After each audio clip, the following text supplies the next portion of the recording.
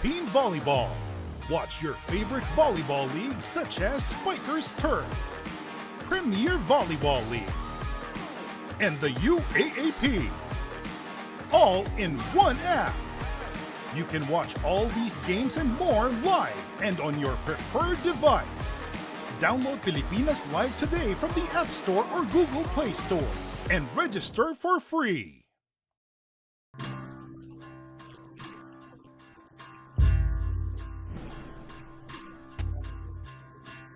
Last year, the spark of the Great Revival was ignited.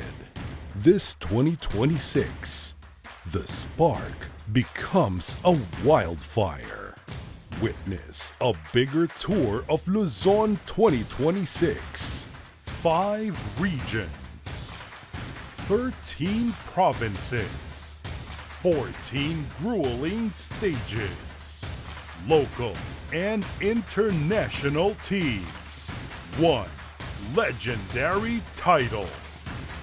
Every pedal, every climb, straight to your screens. Catch the Tour of Luzon 2026 from April 29 to May 13 only on the Pilipinas Live app. Also available on One Sports and One Sports Plus. How much do we love Pinoy sports? As a fan, we don't just watch the games. This season for me, and I just owe it all to the work I put in. We watch every part, every angle, every name. We talk about the plays, talk about it for days. We witness the big events, the thrilling moments, and relive the best seconds.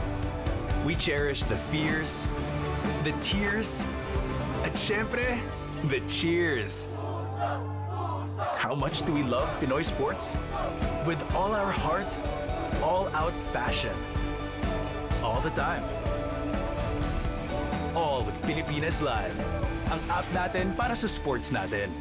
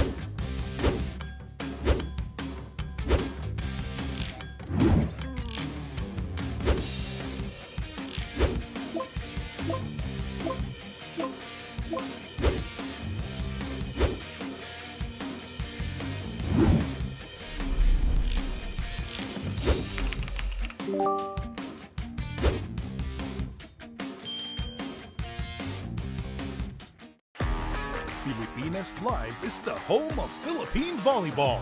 Watch your favorite volleyball leagues such as Spikers Turf, Premier Volleyball League, and the UAAP, all in Unang jump-ball pa lang nahuli ang gusto. PBA basketball, ginalingan ng gusto. Shoot, sabay, sigaw. Dribble, tapos hataw. Hiya parang lindol. Pastor Peter ni Idol. Sonen ang laban, malupit ang galawan. Sonen ang punch, malakas ang hiyawan. Ang action ay walang hinto. Sa solid na laro.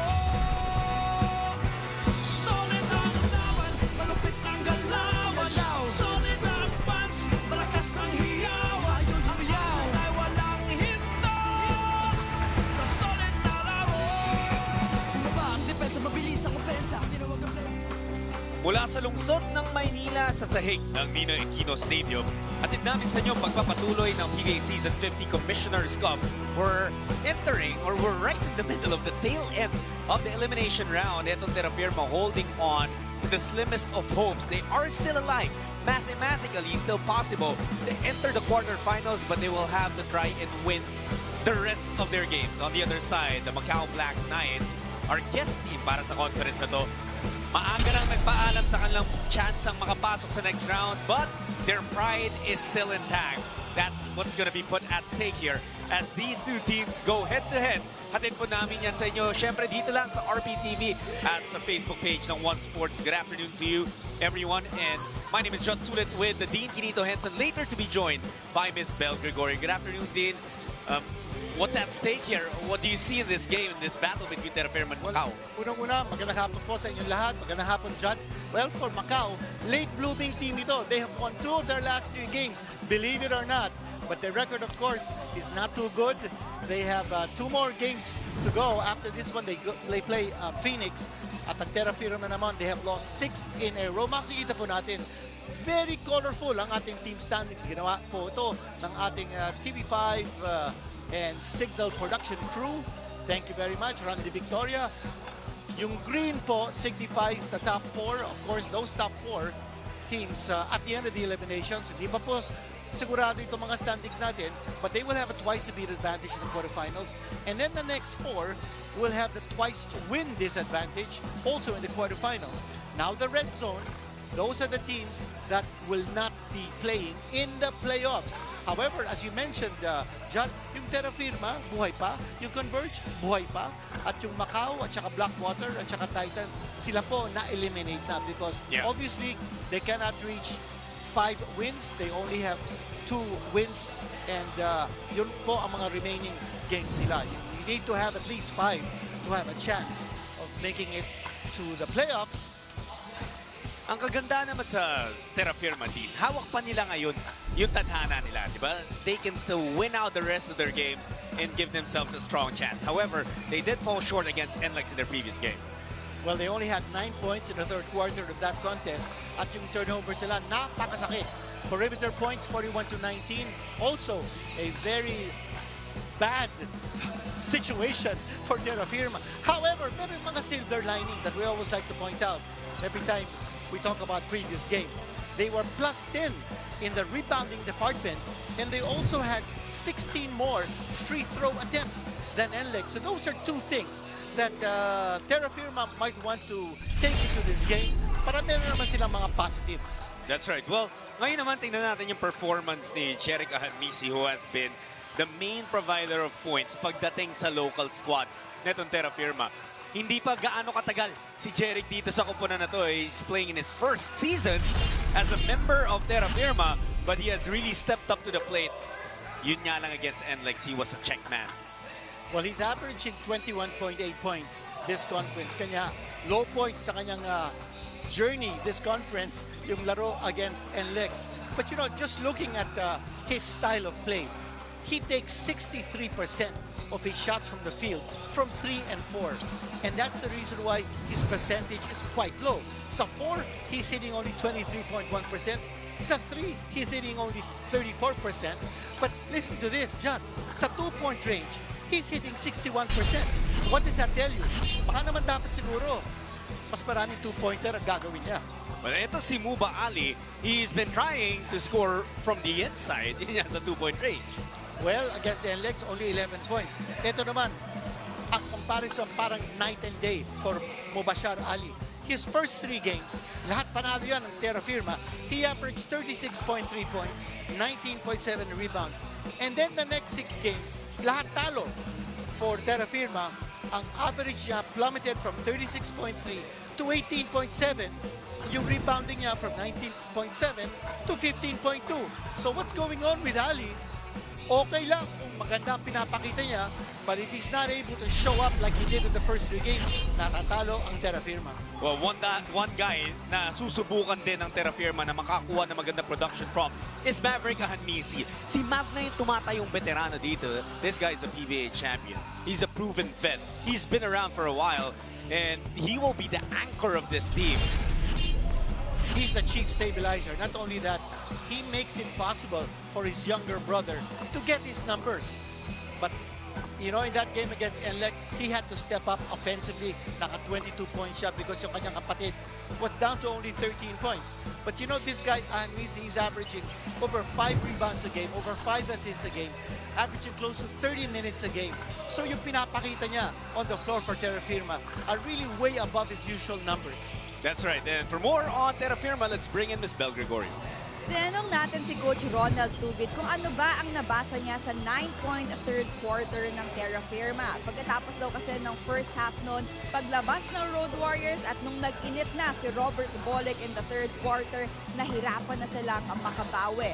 They were settling for too many outside shots. Pinipilit nila ang kanilang opensa at doon na nga nasira ang kanilang diskarte. A key adjustment he wants to see this afternoon on offense is Terrafirma getting to the paint more, making defense collapse from this area and giving them opportunities to get to the line or pass to outside shooters. And with their position in the standings, one game at a time lang daw ang iniisip ng Dyip. Problemahin daw muna nila ngayon ang pagbawi kontra Macau. Jot and Dyip. Thank you so much, Bel. Yun nga, you know, it's cliche in basketball, but you really have to focus one game at a time. That's so true. And for Terrafirma, they need to be able to win the remaining games just to have a chance of making it possibly, well, through the quotient system because wala na po tayong playoffs for the 8th spot. You know, itong laban ng Macau at Blackwater was a battle between two teams who were already out of contention, but that didn't stop these two teams from putting on a show. Macau played like they were really eager to end their elimination round strong. Well, kahiyaan na kasi. Blackwater played without Robert Upshaw. So sabi siguro ng Macau, sandali, kung matalo pa tayo dito against a team that's importless, talagang malaking kahiyaan na yun. But yes, they did pull out a victory, although only by 4 points.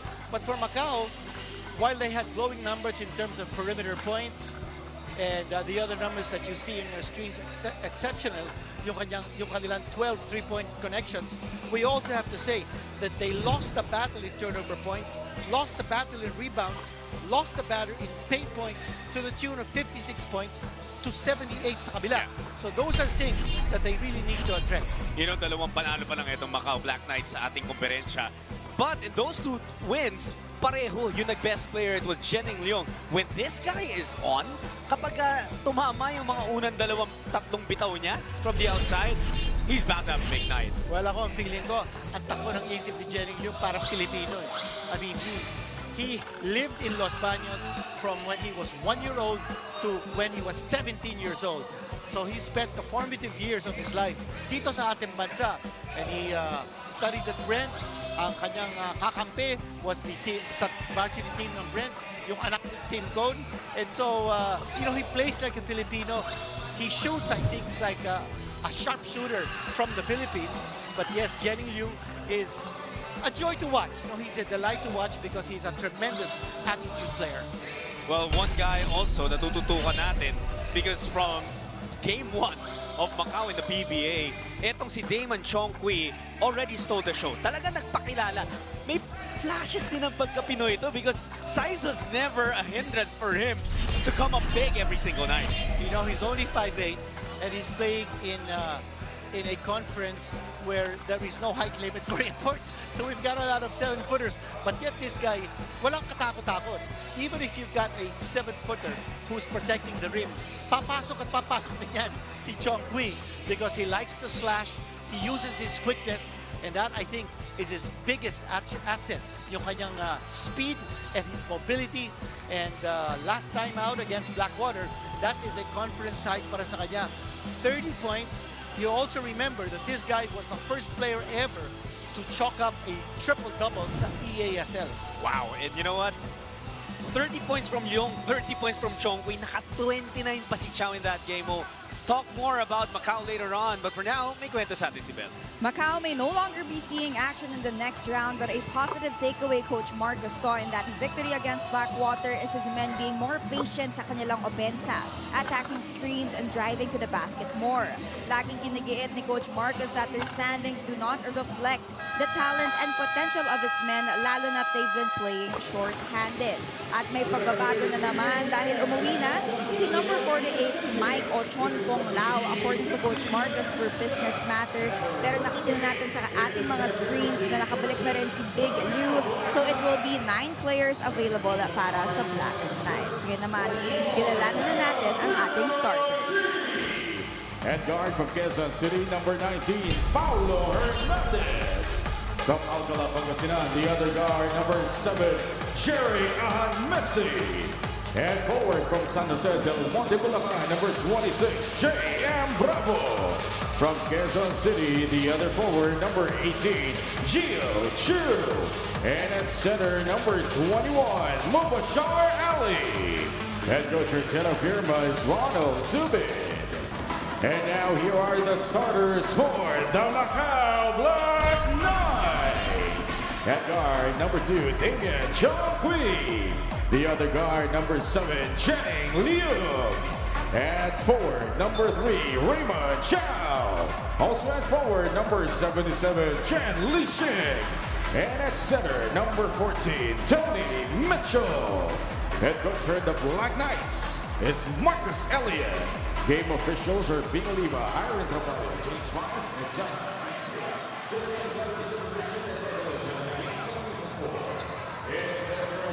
Here are your officials for this game. You got Oliva, Traballo, Paez, and Mira. They will be in charge. As for the starters, para sa Terrafirma, isang ahani sila muna. Gagamitin ni Coach Ronald. It's Jerick he will deploy early in this match. He's teamed up with Paulo Hernandez in that backcourt, and they provided such great firepower dito sa team na to. Yung Macau naman, di naman nagbabago ng starting lineup. A very dangerous starting lineup. But actually, this might be an interesting thing as... Just a slight slight tweak. Yung Macau, for instance, si Chen, this is his first start in this conference. And yung si Lau kasi hindi makakalaro. And he has gone back to Macau. He's back with someone who's averaging 10 points a game. And for Terrafirma, also a slight change sa kanilang starting lineup. Si Paraiso not starting here and reclaiming his starting position is Paulo Hernandez. Diretso na natin yan with our Dean's List. Let's start, of course, with this side on the attack. Terrafirma, who will score with this Gio Chule. Well, for Terrafirma, una-una, they need to run the floor. Alam natin, ang Macau is short-handed. They're also giving up the most fast break points allowed. They're playing with basically a 6-man rotation, although they have 9 players on their lineup. They need to watch their fouls with free throws because Macau is very dangerous from the free throw line. They're shooting 79.2% from the line. 4 of them are shooting at least 80%. And they need to clog the passing lanes. Macau is number 4 in assists.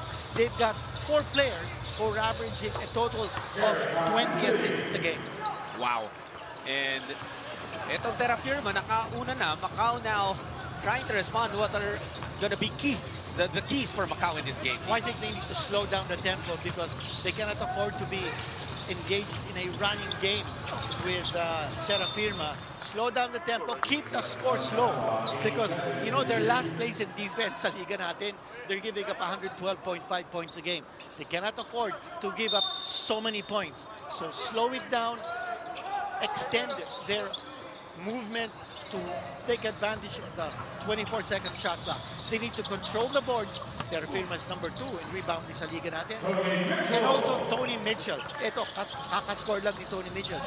He's got to show more offense. I mean, this guy is a former Detroit Pistons player. So he's got to show that he can stroke the ball. He's averaging only 19.1 points a game in a league where ball is averaging over 30. And the first 2 stints ni Mitchell dito sa PBA, played before para sa Star and then para sa NLEX. Those 2 times, he was averaging in the 20s.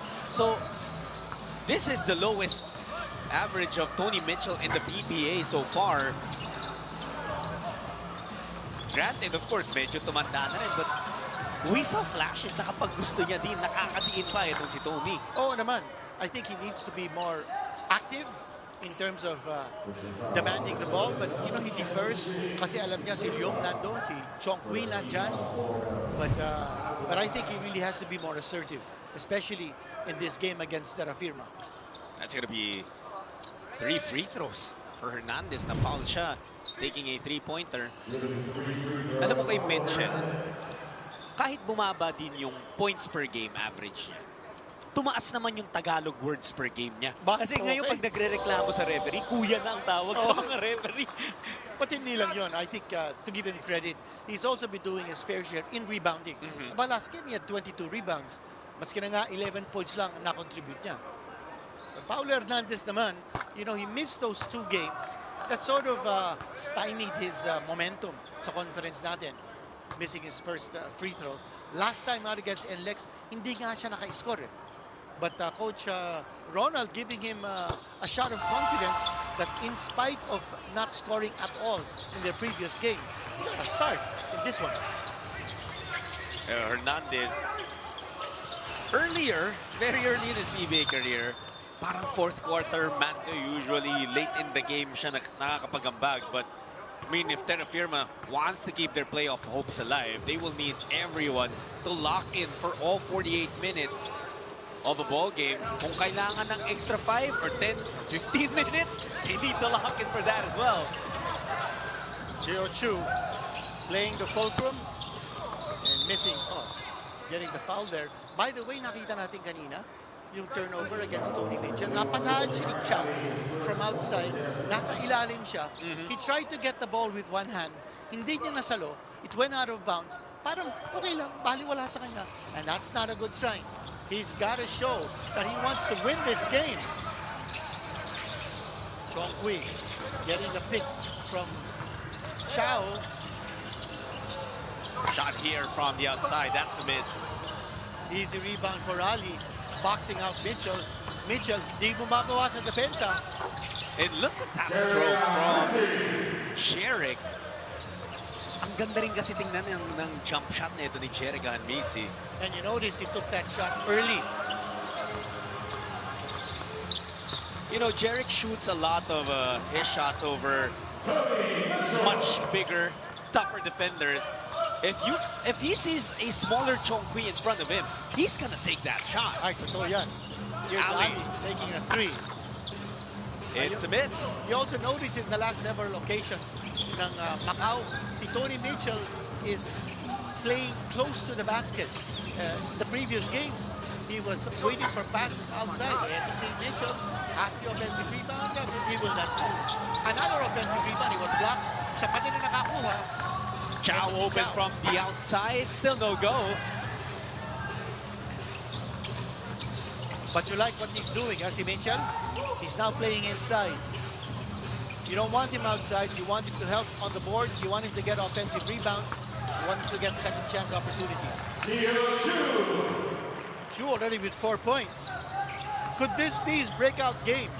You know, Chu has not scored in double figures at all in his PBA career. This guy's a first overall draft pick, and he's just so underachieving. He's averaging only 5.9 points, 9.1 rebounds. And you know, the lack of efficiency in Gio Chu is so evident. From 2-point distance, he's shooting only 38%. From the free throw line, 58%. And those are numbers really you don't have to expect from a first overall draft pick.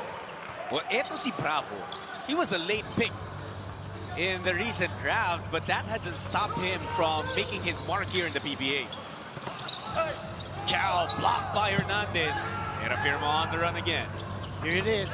It's running the floor. Easy 2 points. Muba with a finish. And Terrafirma looking to break this game wide open very early. Entering outside shot. Another rebound here for Chu. The Macau is now 0 for 5 from 3-point range. We know how important the outside shot is to their game. Hanmisi in the meantime knocks down his first triple. He's got 7 points. And Terrafirma quickly establishes an 11-point lead. Wide open shot para kay Jerica Hanmisi. Wala yung depensa. And you're seeing a breakdown in the defense ng Macau. We did say last place sila in terms of most points given up in this conference. Yep.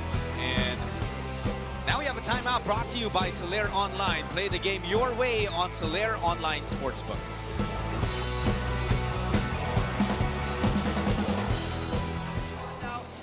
Let's just tighten up, man. We got 6 minutes to go. Let's get it. Hey, bring it in here.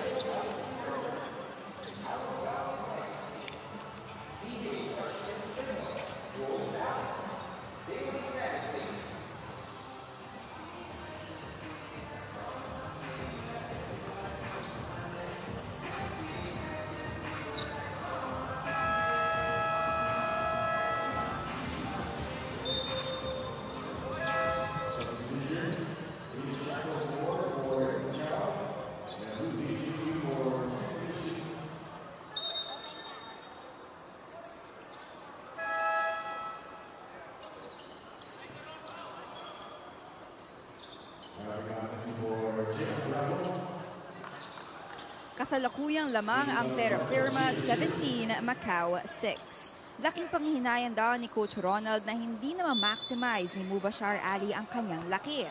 Kwento pa niya, it was my job to defend imports before, kaya alam ko na meron ring hangganan that Ali is not able to take advantage of. After just 3 successful field goal attempts in their NLEX loss, ang instruction ni Coach Ronald kay Ali, sa baba ka muna mag-exploit. Get your confidence from there, tapos saka ka na lumabas when you get your rhythm inside. Kasi hindi pa pwedeng puro ka sa labas at tumitira. Gentlemen. Thank you so much, Bell. Well, definitely, no, hinahanap nila yung Muba Ali na nakascore ng 50 in one game. Earlier in the conference, like you mentioned, like you broke down, before tip-off din, bumaba naman talaga yung performance ni Muba, and it also has led the downfall of Terrafirma. Here's Shackelford. Nakapasok lang, 5 straight points for him. And earlier, a 3-point connection coming from Phoenix. Now, Macau likes to use him off the bench. He would be a natural starter for this team. Pero yung naiisip ni Coach Marcus Elliott that he wants firepower, instant offense from the bench, impact points. At yan ang nakukuha niya from Shackelford. A 5th grade teacher. Ito si Phoenix Shackelford in his first year as a pro. At ang ganda-agad ng pinapakita. He's been an underrated contributor para sa Macau. Usually the spotlight is on Chongqui or Jening Leong. Shackelford certainly has done a lot for them. Here he is. Yeah, he doesn't mind actually playing third fiddle to Damian at saka si Jening Leong. Maybe even a fourth fiddle behind Ray Chao.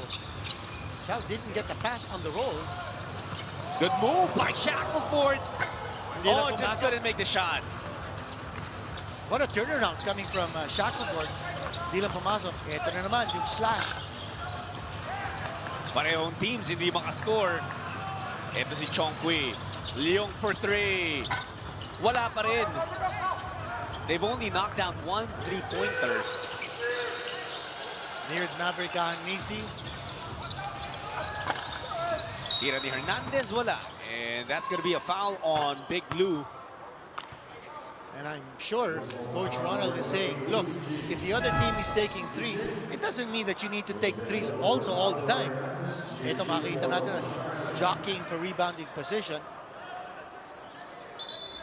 Si Lou Ziche missed a few of Macau's previous games. But like Bell reported, he is back. Ang kinailangan namang umalis para sa kanila is Lau Chonpong, who, remember, he had a big performance, 24 points against Magnolia. You know, the difficulty with some of the Macau players is that they were given 14-day visas. So with that situation, as Gio Chu gets blocked, they have to leave the country when their visas expire and then come back and return. But they also have some day jobs. So they have to juggle their schedules. Kanya nakikita natin, palit-palit yung mga player nila, no? Especially the bench players. Oh, Mitchell hits a jumper that leads to a Terrafirma timeout. Etong timeout na to is brought to you by Soler Online. Play the game your way on Soler Online Sportsbook.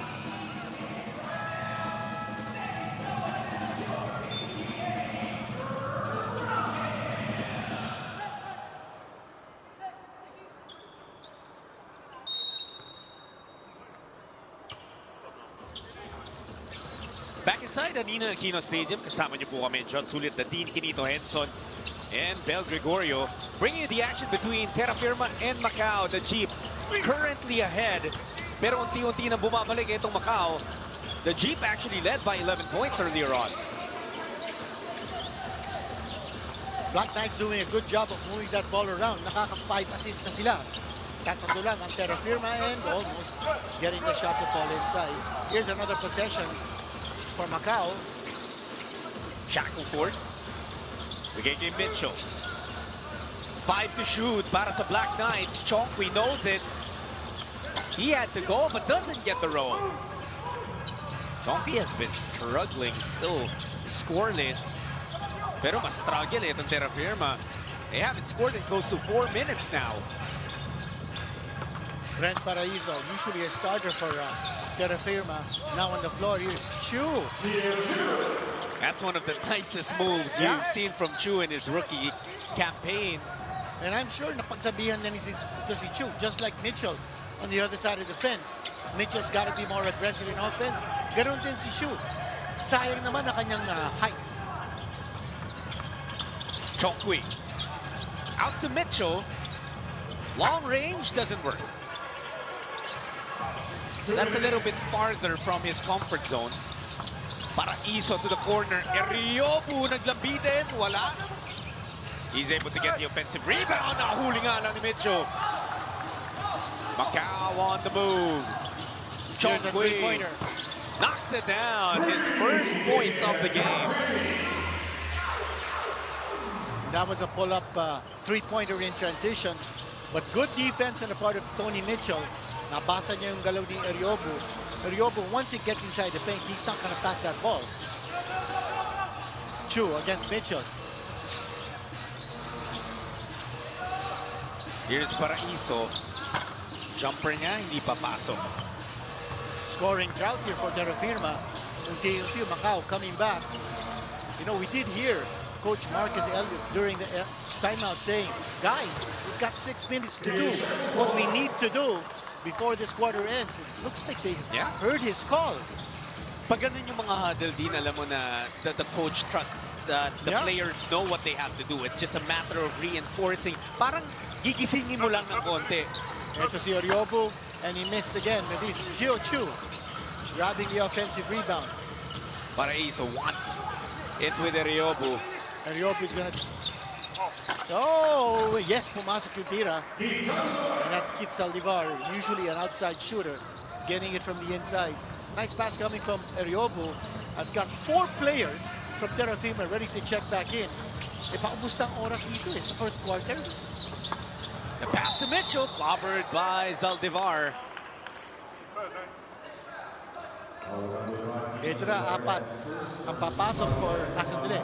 Yung iba, pinaupo na muna ni Coach Ronald Tubid. Kasi 17 seconds na lang. Oo nga eh.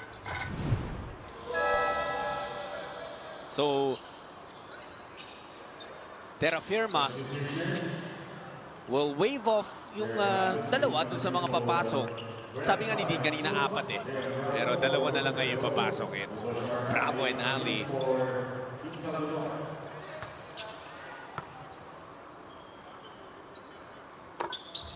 Two for 2 for Mitchell. You know he has that touch. Last shot time here para sa Terrafirma. Nabanggit mo nga kanina, Judd, no? The lead was 11 kanina. Ngayon is just 1. Easy. Will he take the shot? Will he pass off to Chu? Chu has to shoot it. Late niya na-realize na wala ng oras. But was still able to put up a shot. Di lang talaga pumasok. Terrafirma still hanging on to a 1-point lead. Macau climbing back. We got a ball game on our hands. We bring you the second quarter when we come back.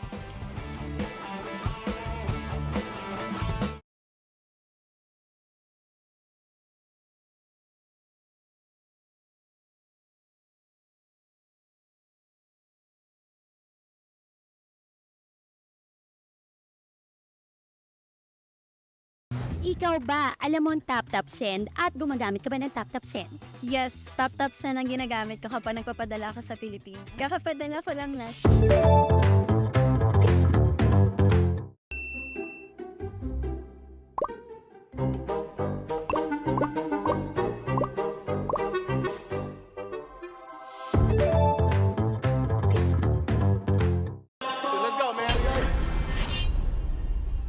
let's just get better. We don't know what's going to happen next conference. Let's just continue to build on this win, build on the confidence, especially being undermanned with a limited amount of bodies. Keep the guys fresh, safe, healthy, and just keep this confidence rolling.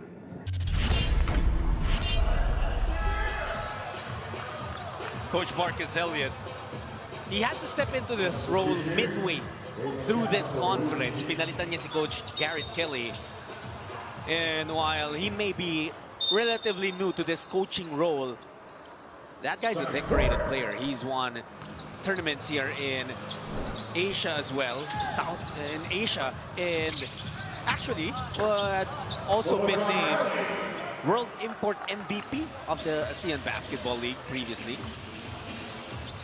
Tama yun, but this is his first coaching job, and you know, I think he might have also been a little surprised when he was called on to coach, but Macau actually went down 0-3 when he was called in, and Chow, that's his first three-pointer, his first basket of the game. This guy is a shooter. He's 6'8", but he has a nice touch from the outside. Talk about a nice touch. Grabe, no? And you know that jumper, Dean? I don't know if people will hate me for this comparison, but it looked like Steph Curry. Yung galaw, dadaan sa iba't ibang screen and then suddenly just taking the shot. Oh, look at Mitchell! Over multiple guys. And here's a steal coming from Macau. Phoenix Shaka for getting the steal.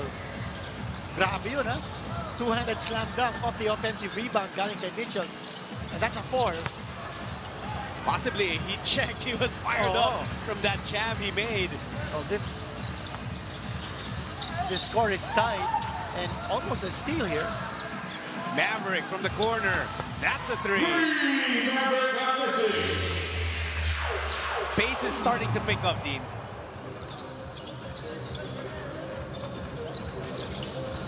Here's Leong. Hindi pa rin masyado nakakapagparamdam si Jennings. Only has 2 points. Another defensive stop for Terrafirma. They're off and running. Chow beaten by Anmisi. That's 1 against 3 in that sequence, and Anmisi, he knew how to read that defense so well. Biglang ginanahan din tong si Mav. He entered Terrafirma. He was actually missing games because of an injury. But now that he's healthy, I think we're about to see Maverick fully unleashed para sa Terrafirma Chief. Well, coming off that 22-point performance, Anmisi continues to score. Lumamang na kanina yung Macau. Yes, that's right. Lumamang sila eh. I think it was with a actually, the 3-point shot, hindi ba? The closest they got was tied. Okay. At 25 apiece. Look at Shackleford, though. Now, the problem here with Macau is that they're just trading baskets. And sabi nga natin kanina, they need to make this a low-scoring ball game. And this ball will go to Macau.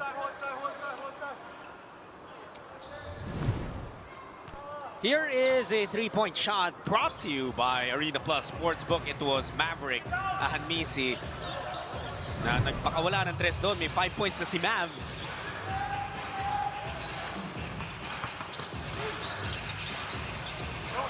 Chow missing dun sa kanto. Ali, naka-rebound. Siya na rin ang nagbaba. And it was before he was gathering for a shot. Kaya sideline inbound lang. Dantes checking back in for Terrafirma, for Maverick Anmisi. So we've seen the two brothers play together, even back in the first quarter.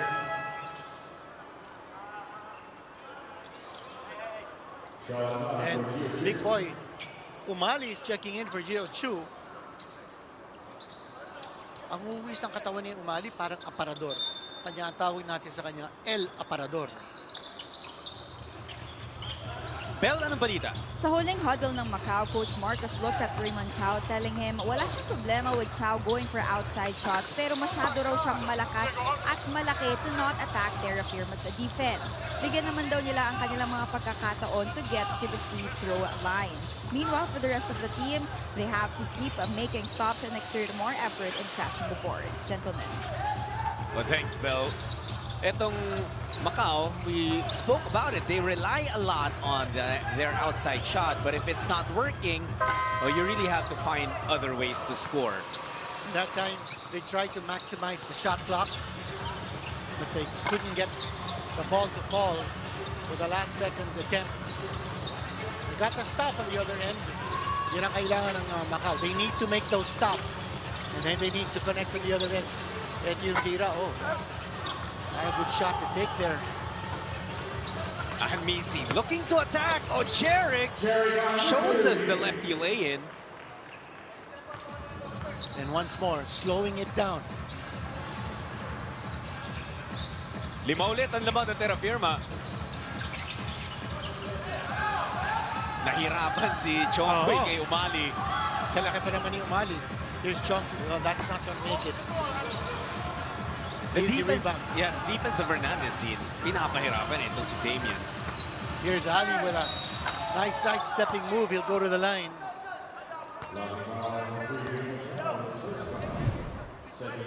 Hindi na naging aggressive si Ali ever since, as you mentioned earlier, that 50-point explosion that he had.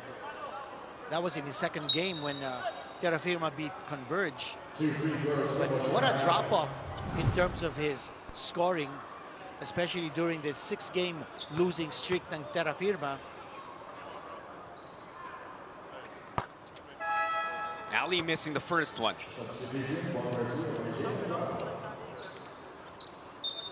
Paul Garcia would check in para kay JM Bravo. Ali was born in Finland.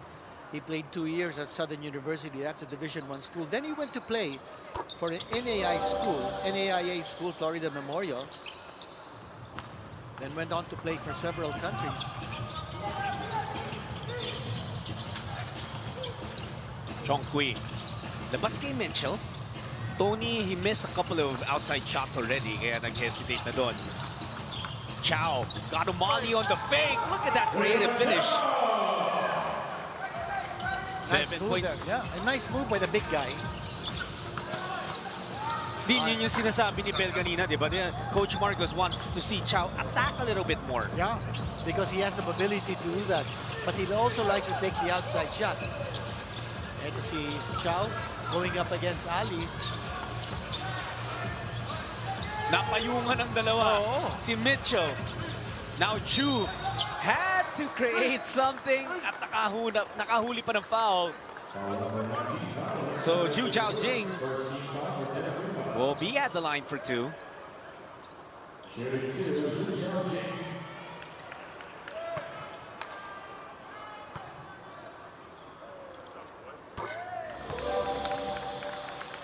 Macau hasn't really found success from their outside shooting.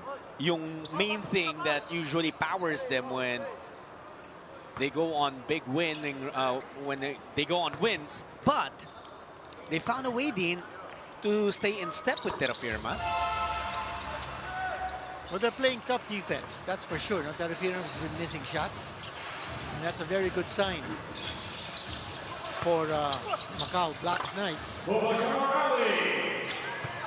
Ali now with 7.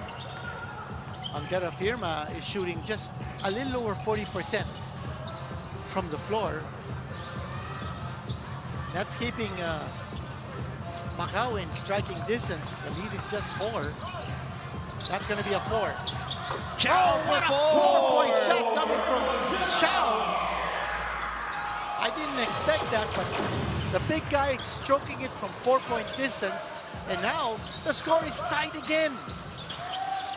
After a 29-point outburst against Blackwater, Ray Chow now with 11 to lead his team, the Macau Black Knights, but Garcia answers back on the other side. A slithering move by Garcia. Again, yung methodical half-court set ng Macau. Here's Chow. Oh, he missed that time. He went up for a layup. Ito, tumatakbo ang Terrafirma. And he will score. Hernandez. That little show-and-go layup. Apat na naman ang laman ng Terrafirma. You know, it's very clear, Judd. Yung sinabi natin kanina, all Terrafirma wants to do is to run the floor.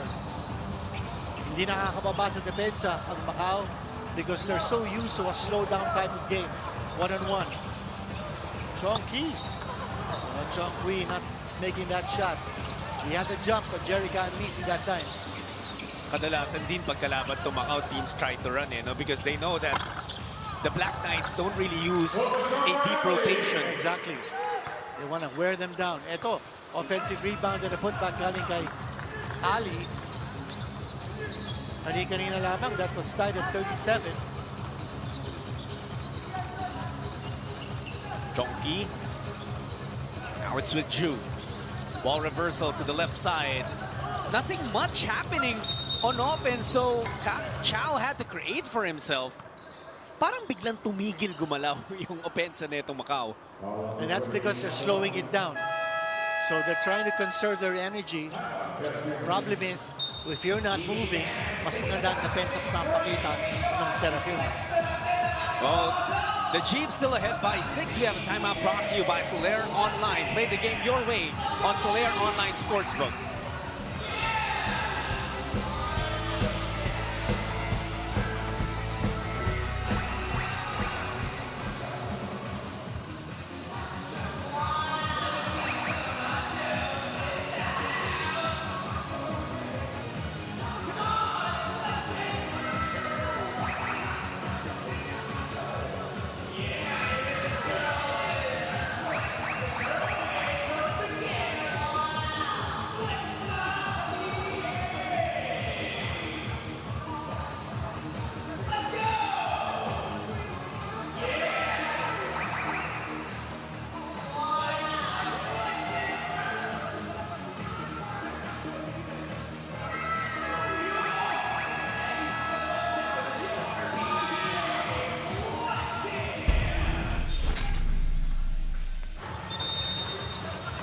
Jeric Ahanmisi leading the way for Terrafirma. Actually, siya yung naging spark nung simula. Has been a little bit silent over the last few possessions din, pero tumutulong na yung iba. Well, coming off a game where he only scored 13 points for someone who's averaging 21 a game. Ito yung turnaround galing kay Jeric Ahanmisi. Nice shot para sa kanya. Game high, 13 points for Jeric so far. Let's bring in Bell. Talking about his performance versus NLEX, aminado si Jeric was rushing his shots, taking them a lot earlier than he was supposed to. At nung hindi talaga pumapasok, he was getting frustrated dahil alam niya he would normally take and make these. At dahil na nga sa inis, he ended up not being able to be as aggressive as he wanted. Finding his rhythm through other ways. First is what Jeric wants to establish so he could pick himself up quicker and not allow misses to shake his confidence. At yun na nga ang ating natutunghayan ngayong hapon. Great players find a way to bounce back. And, you know, if you're a shooter, you have to have that short-term memory sometimes din kapag hindi nahuhulog yung tira mo. That's right. You need to be able to bounce back immediately. Well, kanina si Umali taking the shot from the corner, hindi pumasok. Here's another opportunity for Macau. And so far, showing the way in this game is Terrafirma's rebounding. And in that department, they are +6. Sa points in the paint, they are +12. And those are the big differences so far in this game. Plus, they are +7 in fast break points. Tony Mitchell, nanlaki yung mata nung nakita niyang si Umali yung bantay niya. Well, we did notice that at the start of the game, sa ilalim ang mga galaw nang gagaling kay Mitchell. And he needs to be able to do that. Take advantage of his height. He's a good free throw shooter as well. You also mentioned kanina din he was being a little bit passive. Pero in this possession, when he realized it was Umali on him, talagang he demanded that basketball. Always looking for the mismatch. And as you mentioned, you know, he did play for Pure Foods in 2017 and Lex in 2019. This guy played 19 games for the Detroit Pistons in 2013-14. A second-round draft choice of the Pistons back in 2013. He's 33 years old now, but he's really got a good body, as you can see, for basketball. Ahanmisi breaks his silence with a top 3. 16 points na para sa kanya. So he has done over the 13-point output he had in the previous game. There's going to be a foul on Hernandez. That has been the matchup. See, Hernandez on Chong Kui, making life very difficult for Chong Kui, who only has 3 points in this game. This is a 3-point shot brought to you by Arena Plus Sportsbook. Jeric Ahanmisi o Curry Ahanmisi? Oh, here comes Chow. That ball just moving around outside. Leong, Jenny asking Bumuelo. for that high post pick. A smart move there by Raymond Chow, collecting that foul. That'll be the 15th foul for Terrafirma.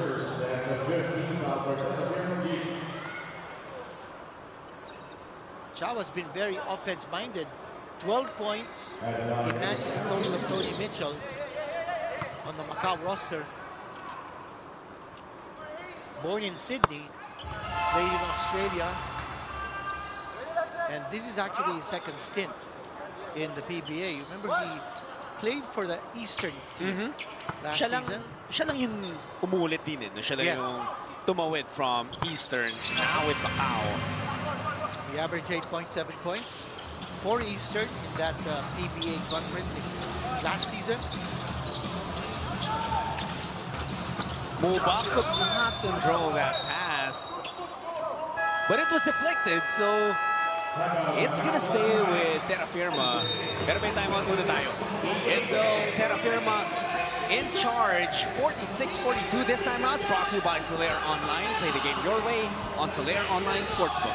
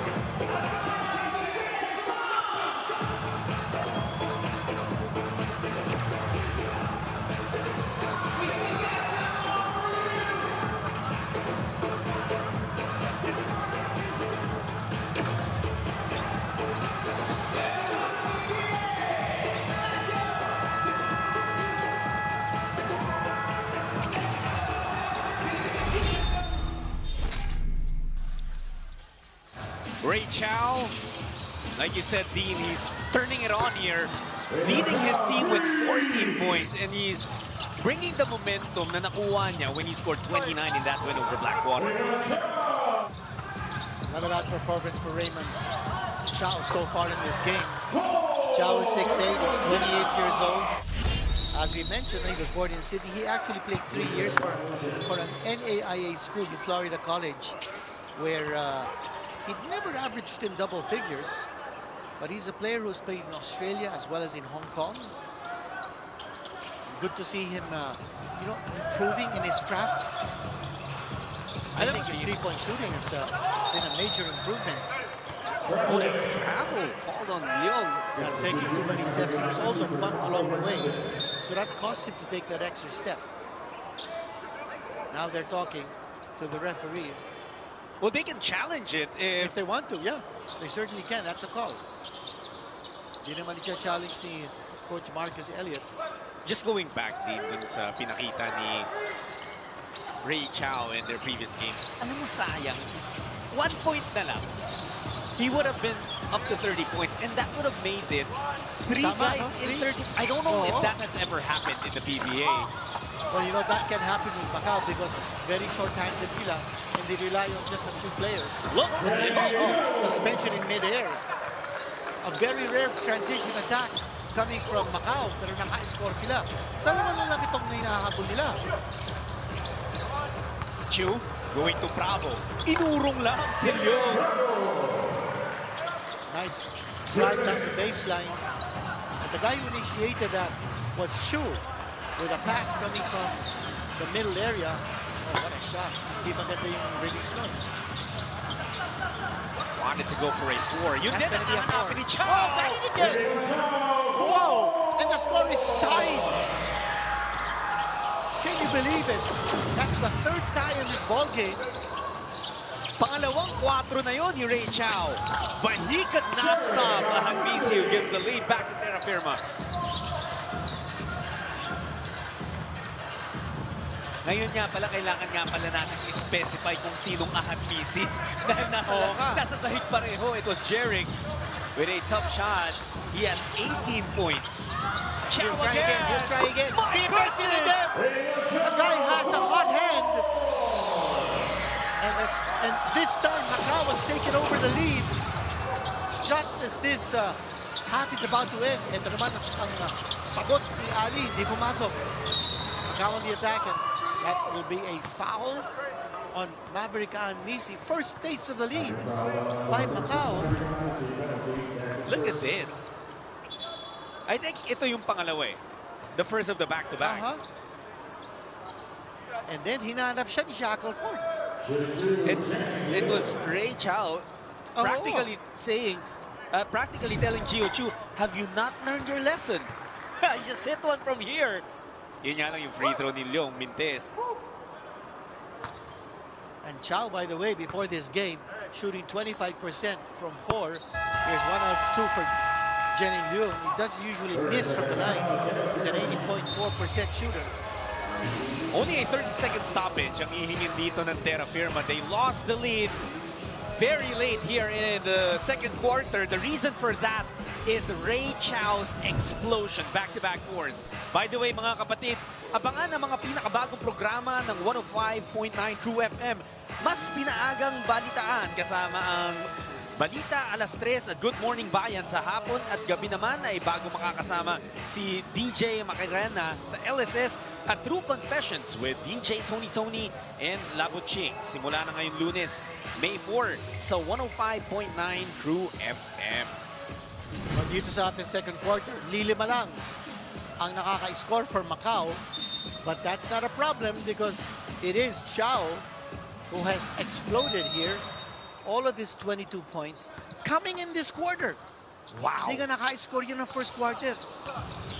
Napapabayaan kasi because he's a big guy. He tries to draw the opposing big man outside. There's hardly any closeout. He's getting away with murder from the perimeter. Well, Ali finally breaking his silence. Only 6 players have scored here for Macau, as against 8 players for Terrafirma. Last shot time here. Although there is a difference between the game and the shot clock.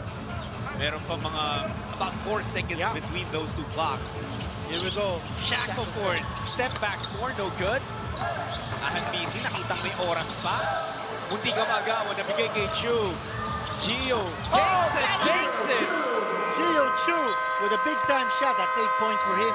And we were just questioning and doubting his ability to take the jump shot, but to beat the clock and to bring Terrafirma back in the driver's seat. Gio Chu, first overall draft choice. That was almost a 3-point shot if he had just taken a step back.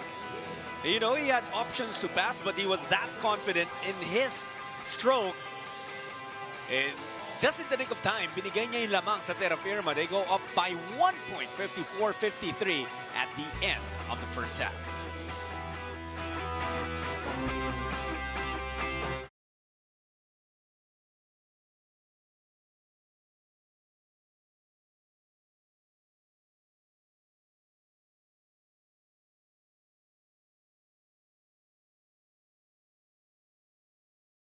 Ikaw ba, alam mo ang tap-tap send at gumagamit ka ba ng tap-tap send?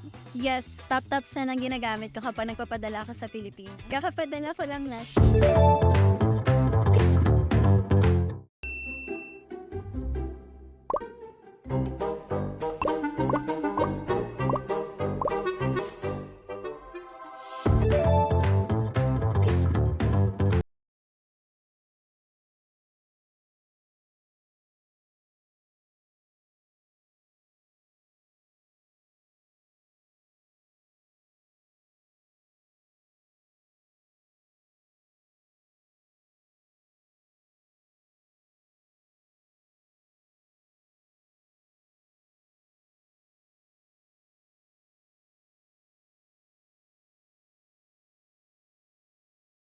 once successful.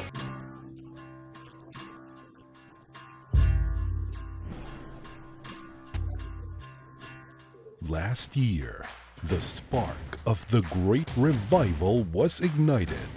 This 2026, the spark becomes a wildfire. Witness a bigger tour of Luzon 2026. 5 regions, 13 provinces, 14 grueling stages, local and international teams, 1 legendary title. Every pedal, every climb, straight to your screens. Catch the Tour of Luzon 2026 from April 29 to May 13 only on the Pilipinas Live app. Also available on One Sports and One Sports Plus. How much do we love Pinoy sports? As a fan, we don't just watch the games. The season for me, and I just owe it all to the work I put in. We watch every part, every angle, every name. We talk about the plays. Talk about it for days. We witness the big events, the thrilling moments, and relive the best seconds. We cherish the fears, the tears, at syempre, the cheers. How much do we love Pinoy sports? With all our heart, all-out passion. All the time. All with Pilipinas Live. Ang app natin para sa sports natin.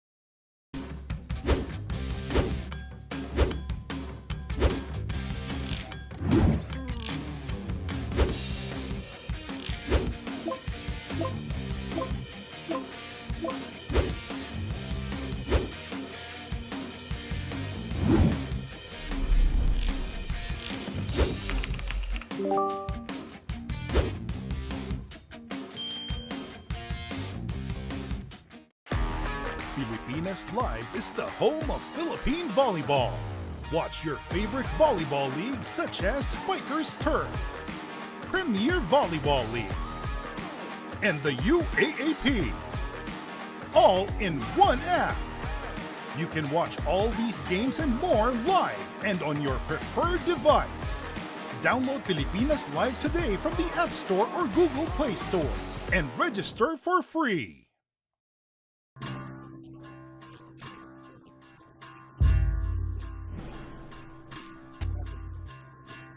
Last year, the spark of the Great Revival was ignited. This 2026, the spark becomes a wildfire. Witness a bigger tour of Luzon 2026. 5 regions, 13 provinces, 14 grueling stages, local and international teams, 1 legendary title.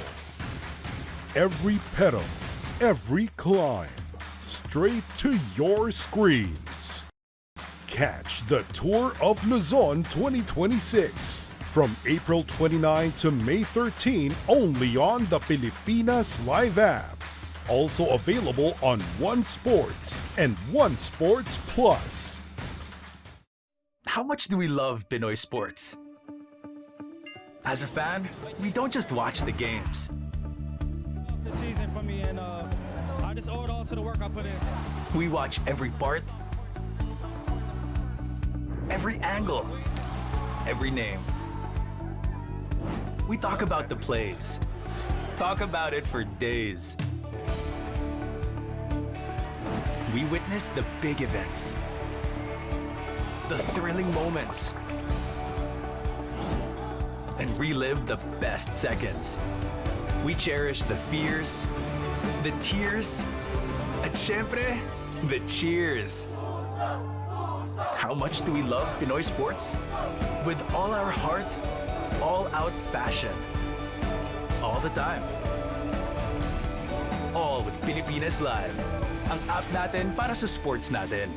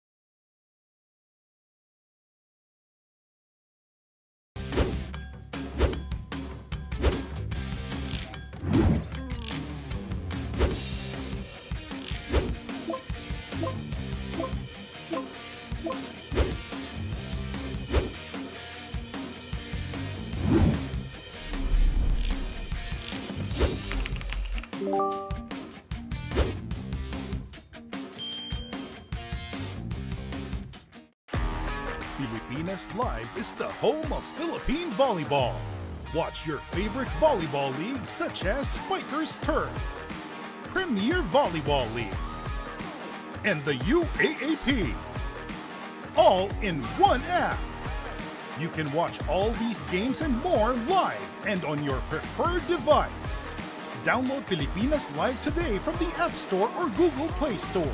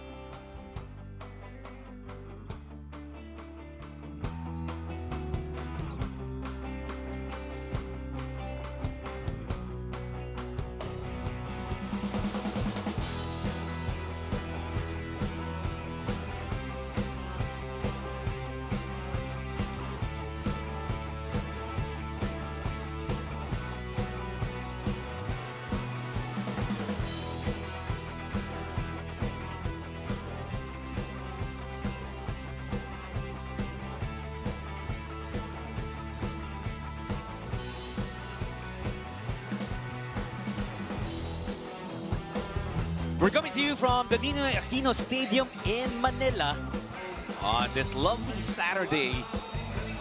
At ang naglalaban po dalawang koponan who are near the bottom of the standings. Terrafirma still with slim hopes of making it to the next round. Ang Macau eliminated na, but both teams giving it their all in the first half. Terrafirma up by 1. Thank you once again for joining us on RPTV. Jud Sulit here together with the Dean Quinito Henson. Mamaya maririnig ulit natin si Miss Bell. But for now, Dean, let me ask you, what was the overwhelming storyline of that first half? Well, Macau's comeback, this is completely unexpected. 22 points now for Raymond Chow. And they're down by only 1 point, despite the fact that si Chong Kui has only scored 3 points and si Jenning Yung has only scored 5 points. And those guys are big-time scorers for the Black Knights. So if they can get their usual numbers in the second half, we might have an upset in the offing right here. Makikita po natin our halftime summary. In the field goal percentage, ang baba ng Macau, not even 40%. At ang Terrafirma, running close to 50%. And that's because of their points in the paint. They're taking a lot of high percentage shots. 32 to 18 ang advantage nila from inside the shaded area. And then the perimeter points, doon naman, nakabawi ng bahagya ang Macau. And in fast break points, well, Terrafirma, you know that their mantra in this game is run the floor and run Macau to the ground. Ayan ang ginagawa ng Terrafirma, but not with too much consistency because they're only ahead by 1. Yeah, and you see here, 22 points for Raymond Chow. Ang mabigat dyan, all of those came in the second quarter. Tama yun. Hindi nga nag-score. Ni isang punto si Chow in the first quarter, but yes, he did come through with a massive performance in the second quarter, spiked by tatlong 4-pointers na sunod-sunod. But si Jerica Anmisi coming to life, 18 points. Maverick, his older brother, with 5 points. At, you know, I'm really looking forward to Gio Chu getting his groove offensively. Ito naman ang 4-point shots na nakita natin na sunod-sunod, pinukol ni Raymond Chow. Isang tao lang makikita natin dito kasi isa pa lang naman nakakapagpasok ng 4-point shots in this game. And it's been all him. Meron pa yan din, back-to-back. Yung dalawang huling pinakita natin, those came in back-to-back possessions. He put Macau up, and it was just a last-second shot from Chu that put Terrafirma up by 1 as we enter the next half. But this gives us some time to review our Dean's List. Ano bang update natin on the pointers that you gave back at the start of this game? Well, just for Macau, unang-unang punto natin was they need to slow down the tempo because they want to make this a low-scoring ball game. They can't afford to make this a high-scoring ball game. So far, it's been a high-scoring ball game. That's an X mark. They've not been able to control the boards. That's also an X mark. But they've been able to get some kind of mileage from Tony Mitchell. So I have to give that a check mark because Mitchell was a little more aggressive inside the shaded area than usual. And for Terrafirma naman, it's the same report card. Also 2 X marks and 1 check mark. They've been able to run the floor, 12-5 ang kanilang advantage to fast break points. But they have not been able to watch the fouls to give free throws to Macau because Macau is already 10 out of 12 from the line, while Terrafirma is only 3 out of 5. They need to watch those fouls and they need not to send Macau too much to the free throw line. That's an X mark. And also clocking the passing lane. Macau so far already with 13 assists. Their average is 22.5 assists. So they're on course to eclipse that average in terms of assists. That's also an X mark for Terrafirma. Well, we'll see how those develop in the second half. It's winning time for these two teams. Isang papatayan ko dito, Jack, yung scoring ni Gio Chu. He has never scored in double figures in his entire young PBA career. And this could be the night. He already has 8 points. But Ali says, ako muna. And he opens up the third quarter with a 3. But this guy's a 50-point man. And, you know, he's been very passive. I noticed lately. And even in chasing down players and closing out, he really hasn't been that aggressive. This shot there coming from Tony Mitchell, that would have been an easy 2 points. Eriobu with 1 man to beat. Did not score. That time, nakababa agad yung depensa ng Macau, realizing that ang Terrafirma talaga tatakbo. A steal by Anmisi. They're running again. The Pinoy step, kinapos lang, but clearly a foul on Chow.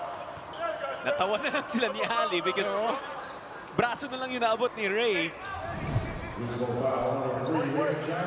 This is the three-pointer from Ali. Just a while ago, that three-point shot brought to you by Arena Plus Sportsbook. Not about three-point shooter. Ali, before this game, 31.3% from beyond the three-point arc. Apat na lamang ngayon ng Terrafirma. Sherrick for four. Bottom of the net. This guy is a man on a mission. Nakita niya, he's being outshone here by Chow. Eh, dapat naman magpakita siya. That's his first four-pointer of the game.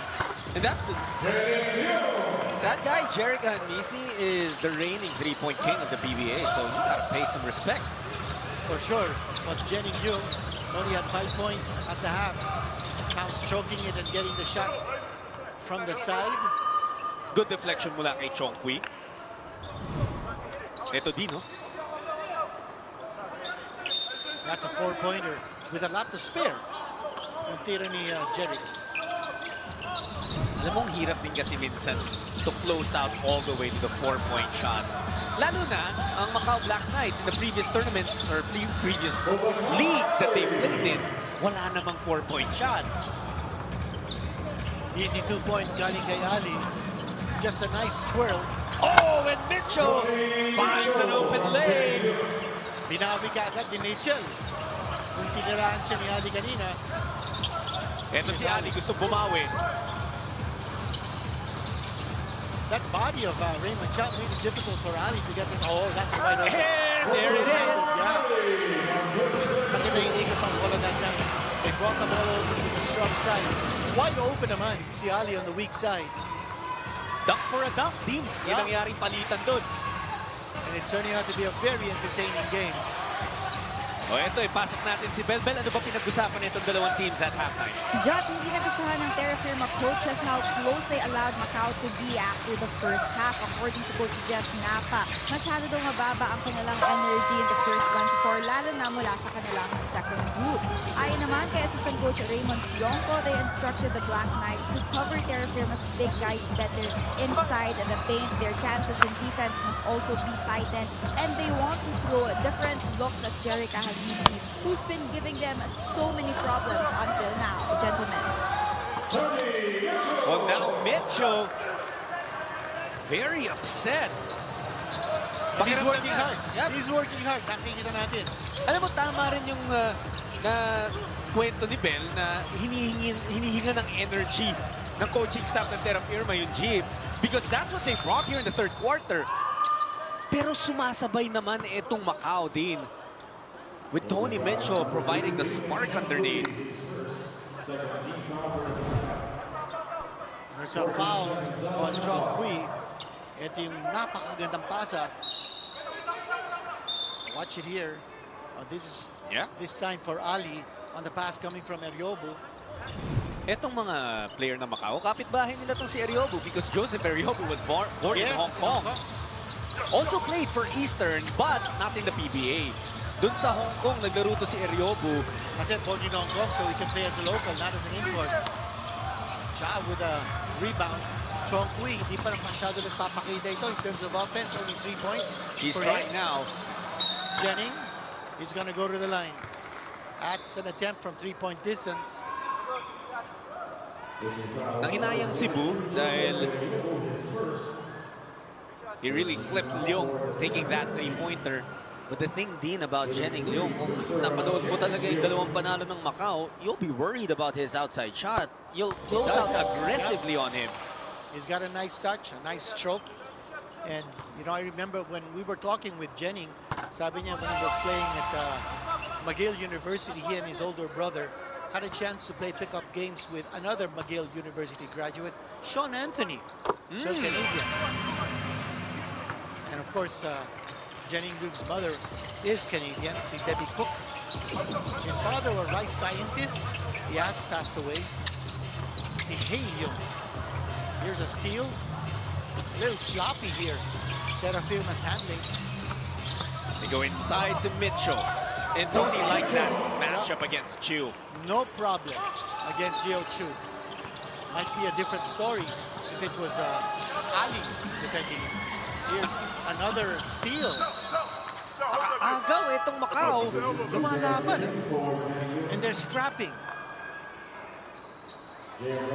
Usually in crucial stretches of a game like this, Dean, sabay-sabay yung strong five netong Macau, which is usually Tony Mitchell, Chong Kui, Leong, Chow, and Shackleford. But they're incorporating some of their other guys, and that's giving them depth in this game. That's true. And Coach Marcus Elliott realizing that he's got to get some mileage from the bench, and that's why Phoenix Shackleford will come off the bench and has come off the bench since the start of this game. Kanina, di ba, pagpasok ni Shackleford in the second quarter, 5 straight points. Ali, however, carving out some space underneath. Muba now has 20. And let's not forget, this guy's a 7-footer. So, making maximum use of his height. Actually, undersized to si Tony Mitchell dito sa conference na to. Actually, listed 6'8" nga lang. Oh, look at Chong Kui! Speaking of being undersized. Protecting that ball with his body. And that guy's only 5'8", still able to get the shot from close distance. Ito naman si Maverick Ahmisi. Well, ito si, the guards. Be it Maverick and Jerick for Terrafirma, Damien, Chong Kui for Macau. What they lack in height, they make up with heart. But you see how Macau is slowing down the pace once more.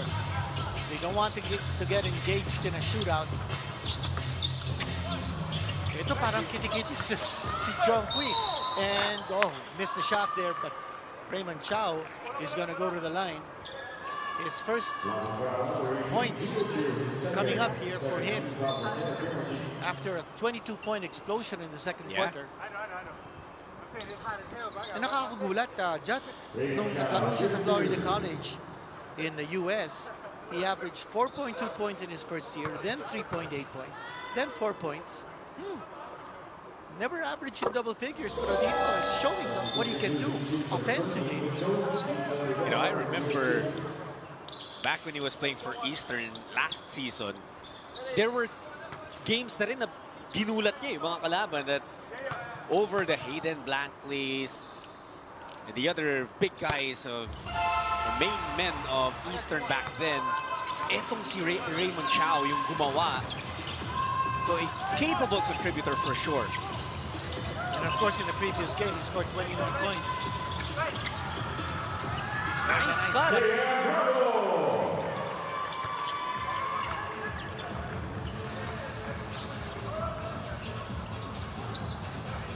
In recent history, din, pangatlong guest team na itong Macau Black Knights. We first had the Bay Area Dragons, then Eastern, Hong Kong, and then itong Macau. And they certainly have brought a different flavor dito sa ating PBA Commissioners Club. Every time you have a foreign guest team, PBA teams also get to learn from them because nag-iiba yung level of competition. Ali had a smaller Chong Kui in front of him, but he opted to take the outside shot. It was a miss. Bola ngayon. Nasa Macau. Chong Kui, titira rin sa labas, and he finally gets one to fall. That's a three-pointer. That's the second three-pointer of the game. Tabla na naman tayo. Saldivar breaks the deadlock. Chong Kui has 8. Yeah, and an unusually high-scoring game for Macau. Nakaka-71 points ang Macau dito.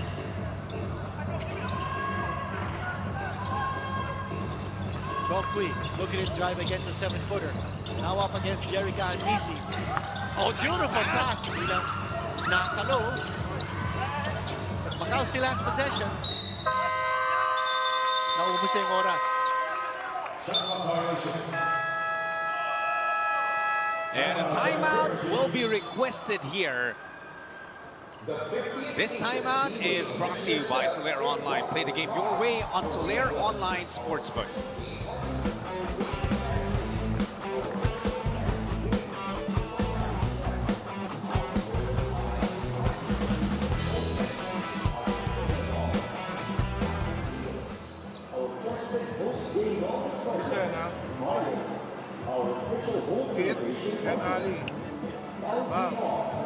ganito ka, Jeric. Go double drag. Then staggered for Jeric. No shot, kid corner ka na, ha? Then we do a two-man game on Ali and you. Here, Jeric. Double drag. Ma'am. Ali is here, kid is here. So double drag, then there's a pin down. Double drag and pin down. It's year 6 of the PBA Blood Donation Drive in partnership with the Philippine Red Cross and the Smart Araneta Coliseum. Mangyayari po tomorrow, May 3, Sunday. Siyempre, doon sa Smart Araneta Coliseum. May libreng ticket at iba pang mga regalo ng PBA at ng Red Cross at ng Araneta Coliseum para sa mga donors. So, pwede po kayong mag-walk-in hanggang 3 p.m. Kasi previous weeks, we were showing you a QR code for you to register. Pero kung sakali pong hindi kayo nakaregister, pwede kayo mag-walk-in until 3 p.m. Maraming salamat in advance dahil malayo ang mararating ng tulong nyo ng pag-donate ninyo dyan sa ating Blood Donation Drive. Ahanisi. That was a tough one. And the long rebound bounces out. Shackelford is back in the game. Nakita ko kanina, Jad, bago pumasok ulit si Shackelford, silang dalawa ni Marcus Elliott, ang coach nila, nag-uusap. And Shackelford had his hand on the shoulder of Marcus Elliott. Parang pagkakaibigan lang sila. I think that's the kind of rapport that this coach has because he was a player himself. And here's Bravo connecting. That's 8 points now for JM Bravo. Alam mo, titingnan mo nga yung pangangatawan niya ni Coach Marcus Elliott, parang kaya pa din no? Oo nga In his early 40s already, pero Marcus Elliott really was a talented hooper. He was a walking bucket. Chow trying to inject energy once again, like he did in the second quarter. But he hasn't really taken much shots here. Ito yung drive ni Bravo kanina lamang. Chow is gonna go back to the line. 24 points now across his name. Eh kanina, very rare, nagwa one-on-one action ng Macau. They like to keep that ball moving, as we did say earlier in this coverage. 4 players are averaging combined 20 assists. Here in the third quarter, Dean, not many shots from Ray Chow. He's only attempted twice, and in both times he got fouled. Went 4 for 4 naman from the free throw line. He gets rebound number 7 off an alley miss. Shackelford. And a great opportunity, by the way, for Mitchell to be resting. There's going to be a foul. Shackelford is also very adept at putting the ball on the floor. Dribbling wizard dito si Shackelford. That's the 14th foul of Terrafirma. Sideline inbound na naman. And it's going to be Macau possession when we come back this time out.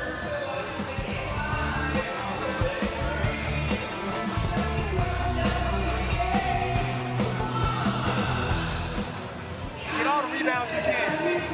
I think you can finish the game with 10 rebounds. You give me 2 steals. Give me 2 steals, bro. Give me 2 steals. We need some steals and some stops. We're in a good position, man. 2 minutes. Keep playing D. Let's go. Team on 3. 1, 2, 3. O, si ate naman, tsaka si kuya. Isang kiss naman. Apat na palit sila. Okay. I-attach, try to push him out. Para mag-go under yung guard. Dean, let's take a look at the team standings. It's segmentized para mas madaling maintindihan ng ating viewers. Ang ganda ng pagkagawa ng ating production team. First, the green zone, and those are the 4 teams that may or may not actually have a twice-a-beat advantage. But yan po ang, if the season or if the eliminations were to end today, top 4 will of course get that twice-a-beat advantage. Yun ang green zone natin. Tapos may yellow zone, and those are the teams that will also enter the playoffs. with a twice to win disadvantage. Tapos yung red zone, yun ang mga teams na hindi papasok sa fairness.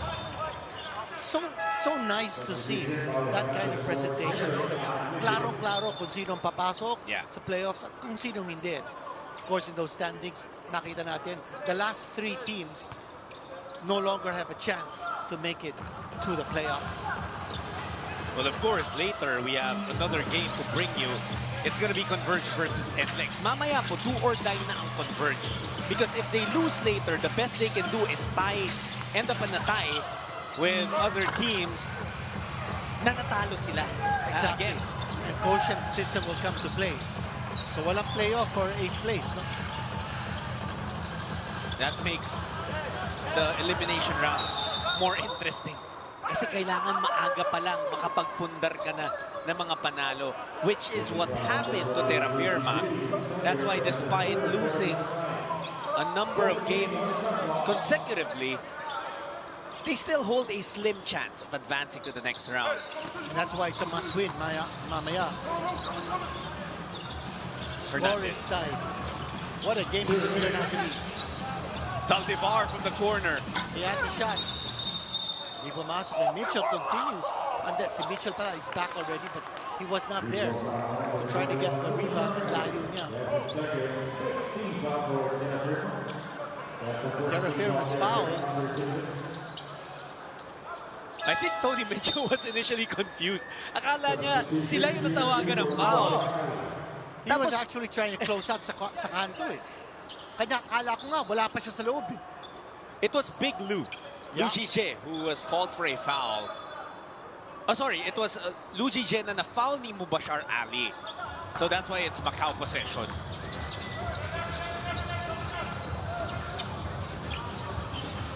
Got an extended rest si Mitchell. Let's see kung anong maipapakita niya dito. Lalo na umupo ngayon si Ali for Terrafirma. And guess what? Macau is back in the driver's seat. Yo Chu is also on the floor now. So now the challenge for Terrafirma. And at the time when Jerica Hanlisi is sitting on the bench. Exactly, but Bravo says, I got you. That's 10 points now for Bravo. Second time din that they've ran that action and got 2 points off of it. Moving without the ball, see Bravo getting himself open. Lou, now it's Chen. Di sila nagmamadali. Tony Mitchell asking for the pass. There's the shot. It's not a good. Oh, but they got the offensive rebound. Mitchell all of a sudden has become passive. Namamasa lang sa labas. Para rin sa Macau, nakaupo si Chongqui and si Leon. So now it's Shackleford trying to make things happen on offense. He missed. Mukha yata ng lamig ito si Tony Mitchell. He's so passive now. He's not defending. He's passing the ball outside. Shackleford is brought back to the bench with 33.1 seconds to go. The score is tied. Big possession ito because whoever might be able to score this will take a lead into the 4th period. Ito si Hernandez. Nakakuha siya ng foul. You have to appreciate it, si Pablo Hernandez. He was actually Adrian Nocum's backcourt partner when they were playing for the Mapua Cardinals and even Marinerong Pilipino in the PBA D-League. Mintis nga lang yung unang free throw. And only a second-round draft choice. Can you imagine the amount of minutes that he's playing in this conference? So it's a good sign. Paulo Hernandez is coming to his own. He's averaging 25 minutes and 27 seconds in this conference. He did miss a couple of games. Yes, he did. Due to injury, but his back is helping. He gives Terrafirma a 1-point lead. Mitchell now bringing up the ball. Will his aggressiveness come back? He's playing the outside. Kasi meron silang malaki sa loob, is Lou. There's 2.5 seconds between game and shot clocks. Mitchell against Zaldivar going one-on-one. Tony. You knew he was going to take the shot. Oh, hindi nasa loob, but another opportunity. And they missed the shot. They had chances. Terrafirma going to the fourth quarter with a 1-point lead. 78-77 is the score at the end of 3 quarters. Is the Jeep currently in front.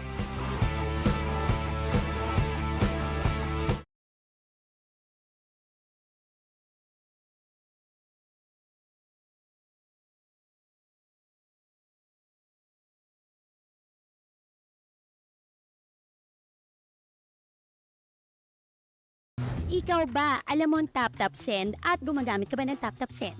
Yes, tap-tap send ang ginagamit ko kapag nagpapadala ka sa Philippine. Kakapadala ko lang last.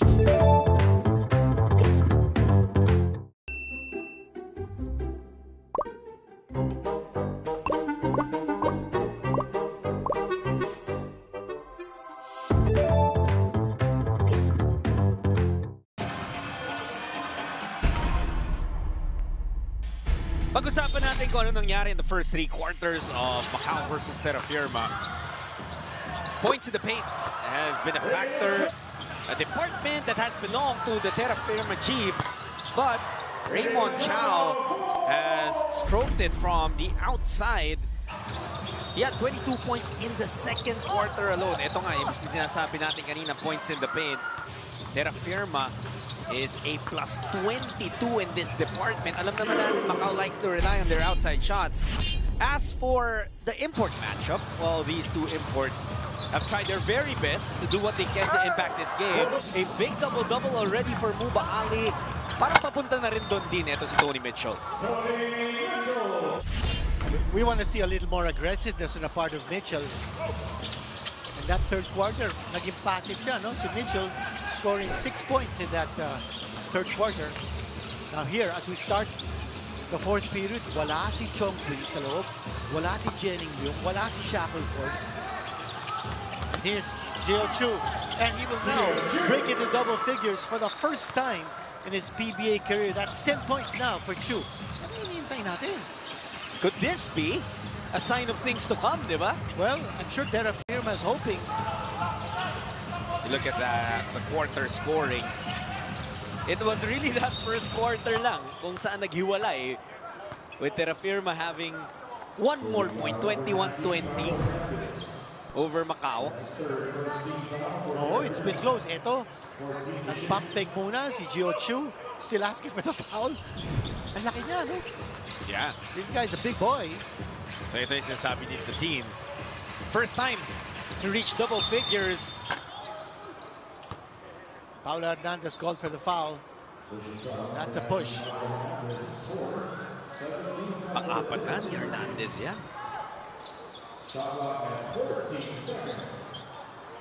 Dalawang team foul na for Terrafirma.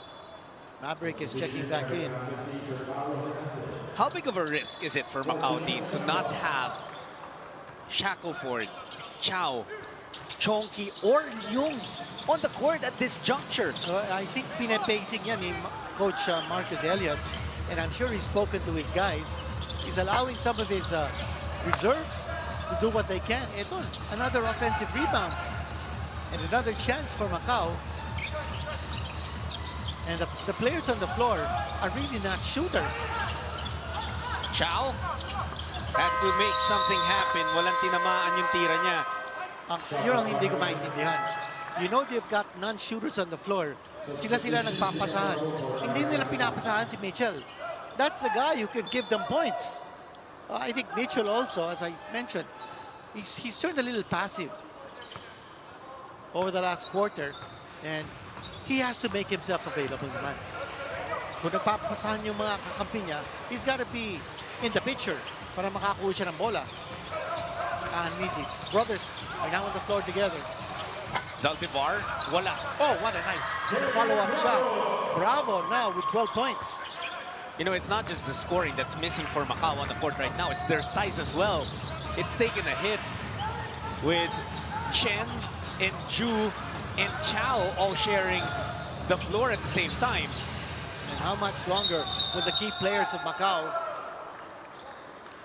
be sitting down? It's going to be an offensive foul. Clearly hinok niya si Ahanmisi dito. There's that hook. Yeah.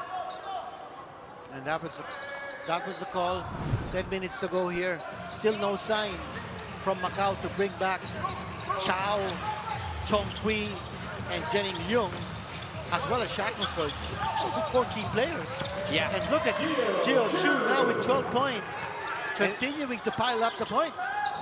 Dean, you'll understand if alternately nagpapahinga yung apat na yon, but for them to be all on the bench at the same time. Well, there usually is an unwritten rule, but if you're playing with a short rotation, some of your key players have to be on the floor at all times.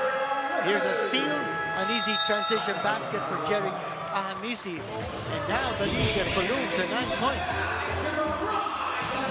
Ahanmisi has done a little bit of everything para sa Terrafirma. And he gets his 24th point of the game. He puts Terrafirma up by 9.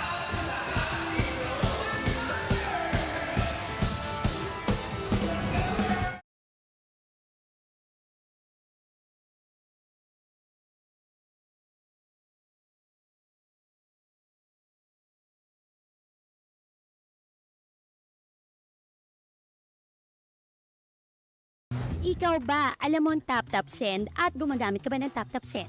Yes, tap-tap send ang ginagamit ko kapag nagpapadala ka sa Philippine. Kakapadala ko lang last.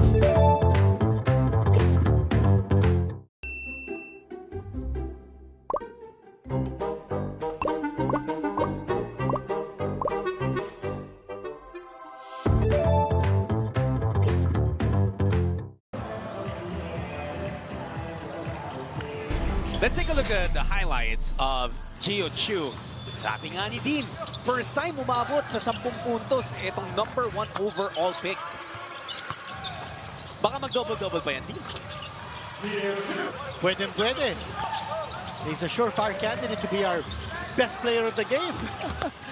That would be a first.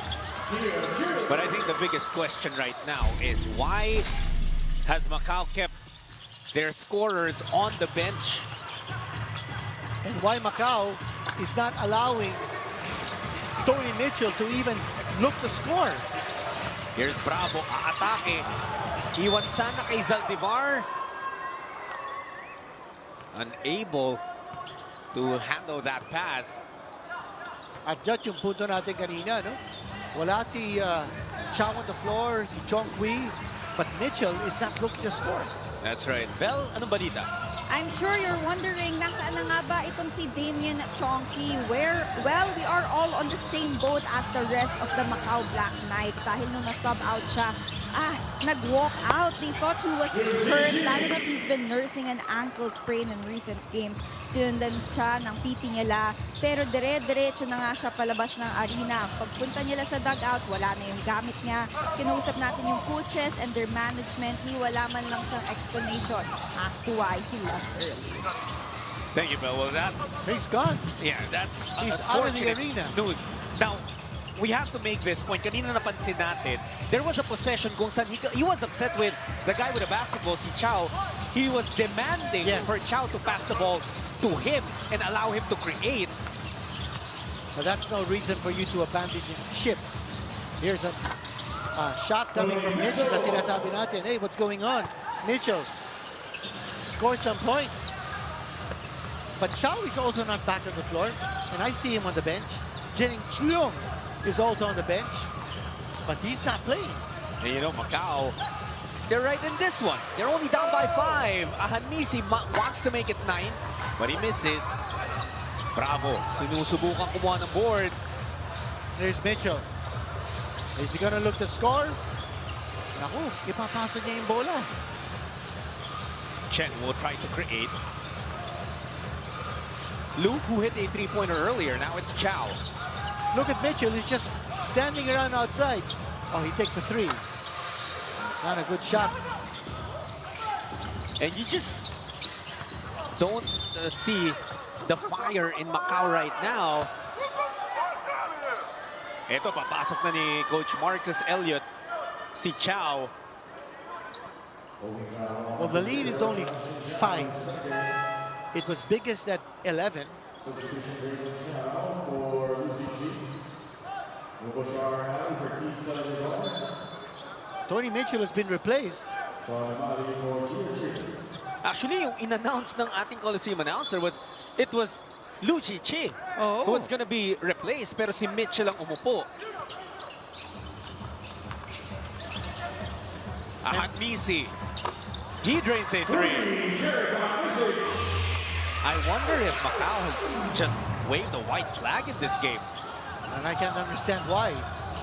Jenny Leung, he's still sitting on the bench. He needs to be on the floor. And Tony Mitchell, he needs to be on the floor too. A game that's clearly winnable for them. They were only down by 5. You've got a lot of these players who are actually non-scorers. Tingnan natin, baka naman may plan, di ba, si Coach Marcos. Paraiso, back to Ahanmisi. They want to waste away some time here. Jerry.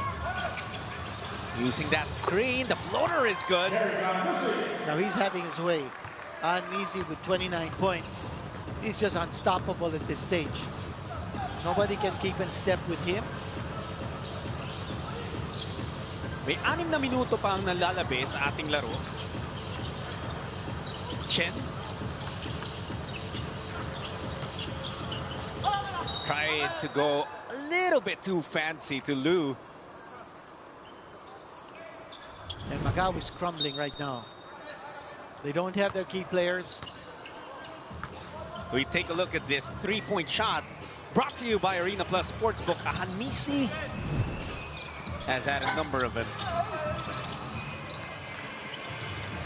10-point lead now enjoyed by Terrafirma. 5.5 to go.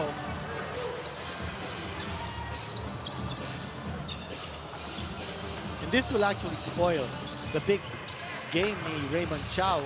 That 22-point second quarter by him was just amazing. And here's Chow. He'll go back to the line. Pero, well, for a moment there, the Black Knights held their breaths. Mukhang nasaktan ng konti, but Chow back on his feet. But still, Dean, no signs of Leung in the fourth. No Shackleford. And Tony Mitchell, is he still on the bench? He is. Okay. Mitchell is on the bench. Shackleford is on the bench. As well as Leung. Chong Kui has left the arena.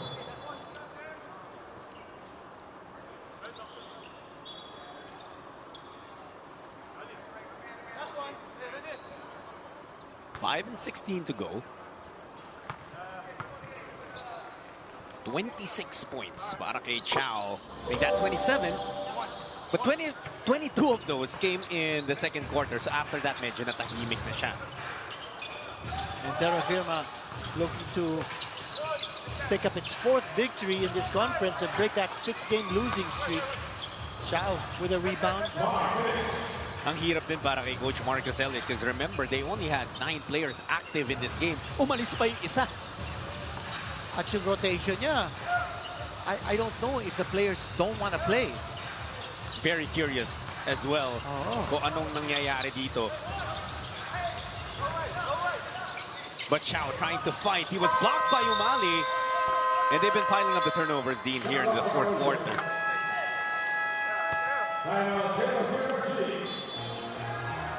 Terrafirma will ask for time. They're still up by 9 points.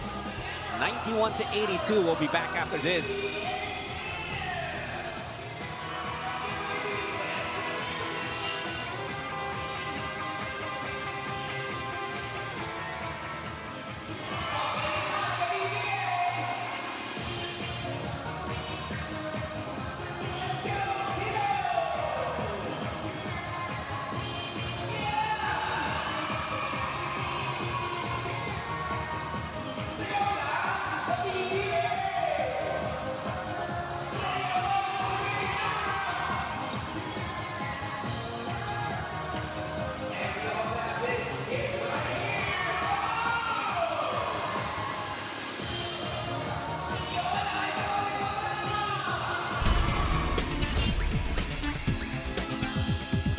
The Hanmisi brothers, Maverick and Jeric. Si Mav, noong 2016, siya naging PBA All-Star Obstacle Challenge winner natin. Nung sa Smart Araneta Coliseum yung laro, yung All-Star Weekend, rain or shine pa nga si Mav nun eh.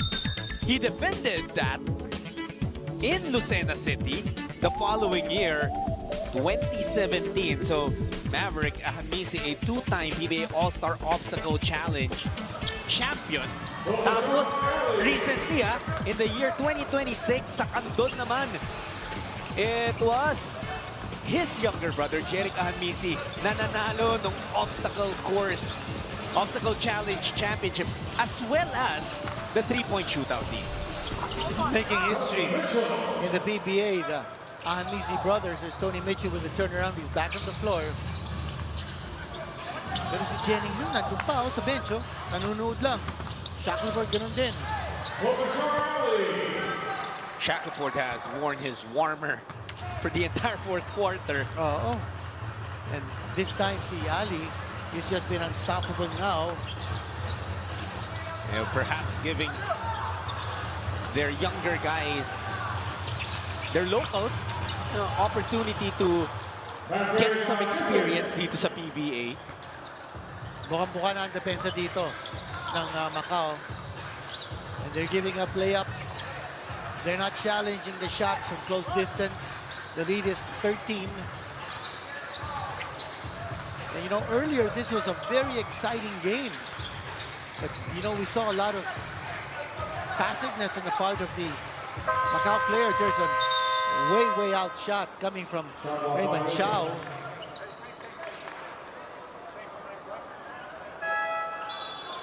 And Chow, clearly a little bit frustrated dahil ang ganda nung pinakita niya sa second quarter. Siya yung dahilan kung bakit nakabalik yung Macau after a strong early surge mula sa Terrafirma. And just before this game, Macau had won 2 of its last 3. So sayang na sayang yung kanilang streak.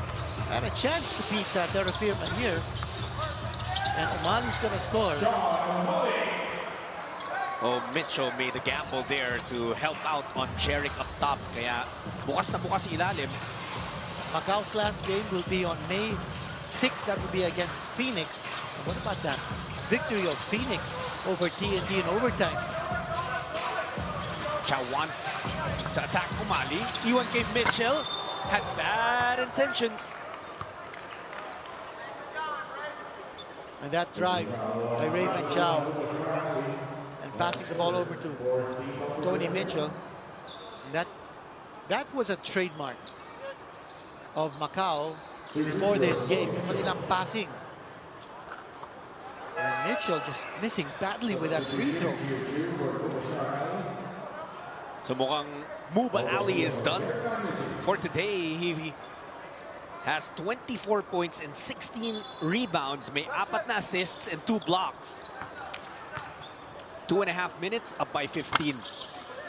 Itong Macau. 2 missed free throws there by Tony Mitchell.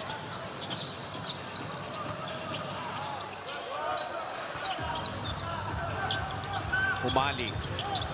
Labas kay Garcia, looking for 4. Ball misses. Mitchell with a rebound. And Chow. Foul given up by Chu.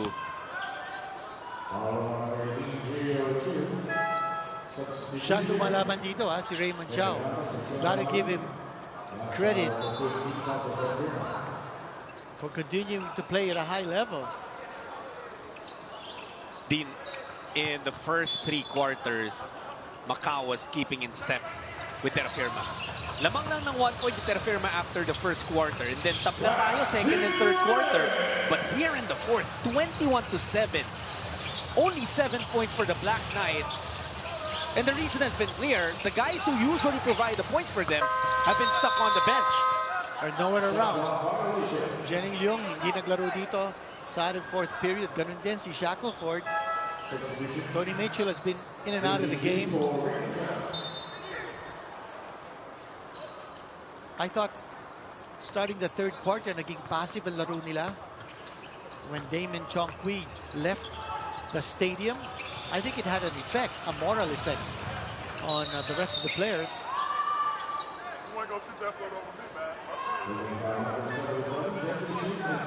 A dire situation dito for the undermanned Macau Black Knights. Put up a tremendous fight all the way till the end of the third period. Well, for Terrafirma, they'll take whatever they can get here dahil they need to try and win the rest of their games. After this, they have 2 more. Chu could not get the 3. Nawala kay katapusan yung bola, but it will stay with Terrafirma. They're gonna review that. Gio Chu with a 3-point attempt. Almost made it, by the way. Ito, the review ongoing on the last touch. Gio Chu, 12 points, first time in double figures. So it will stay with Terrafirma.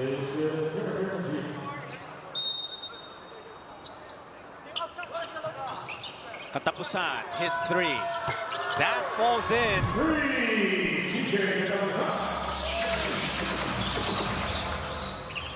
Now in triple figures is Terrafirma.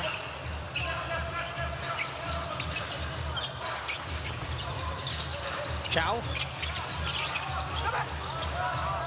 They lost the ball again. Another turnover. Hanmisi aatake. Labas kay katapusan. Same spot. Different result. Mitchell with a rebound. Under a minute to go. Pretty much waiting for the final score na lang tayo. Nawala na yung execution dito ng Macau. Here they pass the ball out. That shot had no chance of making it. And the turnover naman. Nag-hesitate si Garcia. He apologizes to Mav.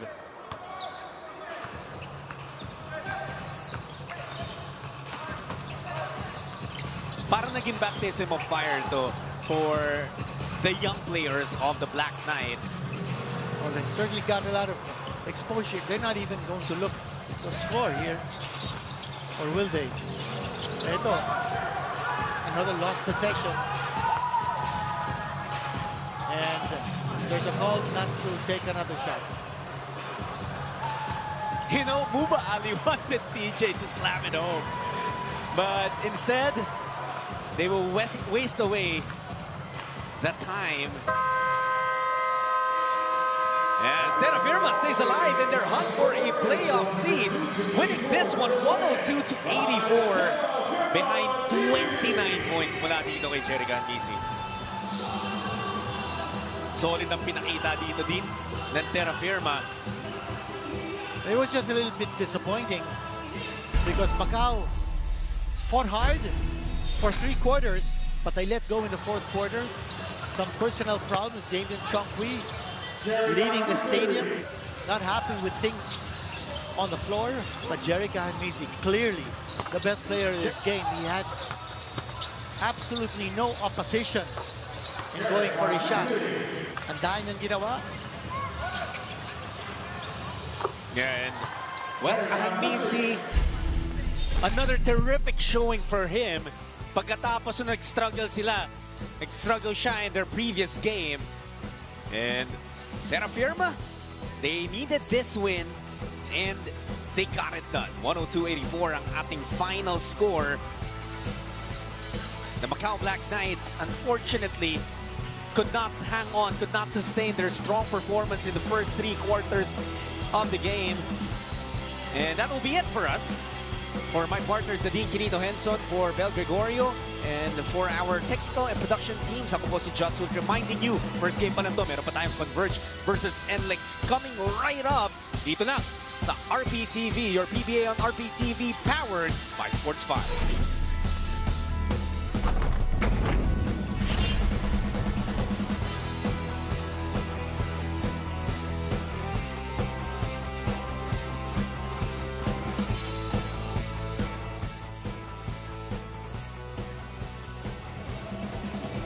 Congrats congratulations to our player of the game, Jeric Ahanmisi. Jeric, you were so tough on yourself after that last game, but what was going on in your head to ensure that tonight you'd be able to bounce back? I just wanted to play a better game than I did last time. And I'm always very critical on myself, so the last game, it wasn't up to my standards, so I had to make about it. You said wow when you saw that you had 8 assists. What did you like about how your teammates also showed up tonight? We really played good as a team today, so hopefully we could just carry this to our following games. I'm sure you have a lot of people to greet. Go ahead. To my wife and my son, I love you guys so much, and whoa. See you guys next game. Thank you so much for your time, Jerry. Congratulations once again. Let's now turn it over to the press conference room. Sama po natin si Coach Ronald Tubit ng Terrafirma. Coach, just talk about your performance. Halos you need this victory to stay alive. Ano lang yung naging mindset nyo and anong masabi mo sa nilaro ng players? Well, sa practice naman namin kasi everyday we keep on pushing the guys, no? Kasi for how many games, yung straight na talo namin, iba doon, nag-relax kami, we're up. So, stay lang kami dun sa concept na gusto ng sistema namin. So, especially sa offense namin kasi yung defense namin parang I think we're kinda okay lang sa defense eh. Yung offense namin yung struggling. So, just happen na nakuha namin kahit papano ngayong game na to.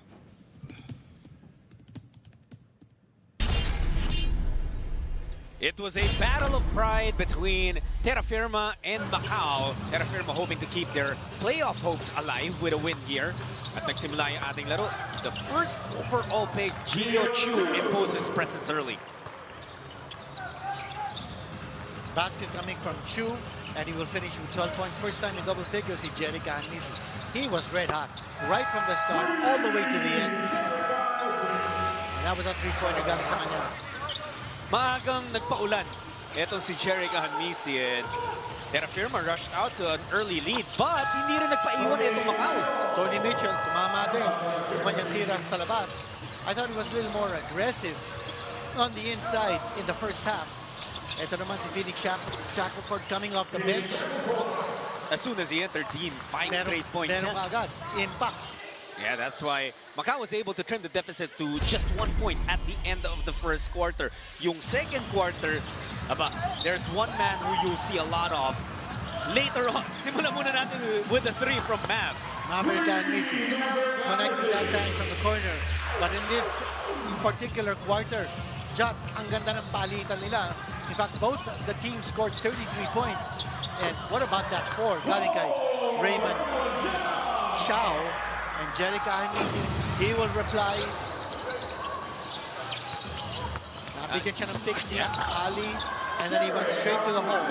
And then Raymond Chow, pagbabalik ulit ng isa pang 4. He had not 1, not 2, but 3 4-point makes in the second quarter alone. Scoreless nga yan nung first quarter eh. Hindi nga nakascore. He had 22 in the second quarter alone. Grabbing explosion of Raymond Chow. And here we go. With that last second buzzer beater galing kay Gio Chu. That was a jumper. We were wondering whether he had that in his arsenal. Ito, nakita natin yung release. A jumper coming from Gio Chu. That was 8 points for him at the half, and then we'll finish with 12 points. Yep, that jumper, last second shot, gave Terrafirma a 1-point lead at the fold. Pagdating ng third quarter, we would see a more aggressive Tony Mitchell slamming that home. Pero dun sa kabila, may sagot din si Muba Ali. Nagpalitan sila ng dunks. Here is Ali getting himself into open position. A two-handed slam dunk para sa kanya. It was not the usual scorers para sa Macau. You know you're gonna worry about the Chongquis, Leong, and Phoenix Shackelford. But those 3 guys, Dean, we didn't see those guys in the fourth quarter. That's really quite a big mystery. But si Bravo, you know, he also came up big in this game. I see that cut. And the pass galing kay Gio Chu. Bravo will finish with 12 points in this game. Look at this. It was only a 1-point lead for Terrafirma at the end of the third quarter. It was anybody's ball game. Yeah. But again, ito sa fourth quarter, si Chong Kui umalis. it was reported that out of frustration perhaps, but he went straight for the exits, not even for the dugout. He went straight and left.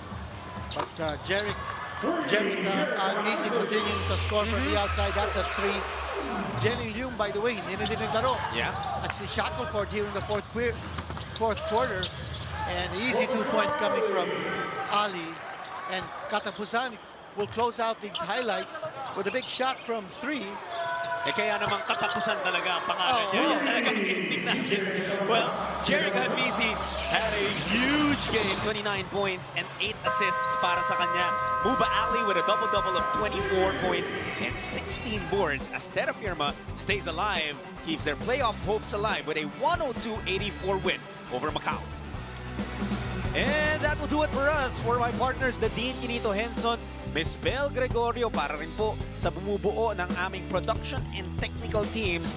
John Sulit po, nagpapasalamat sa patuloy ninyong panonood ng PBA on RPTV, powered by Sports 5.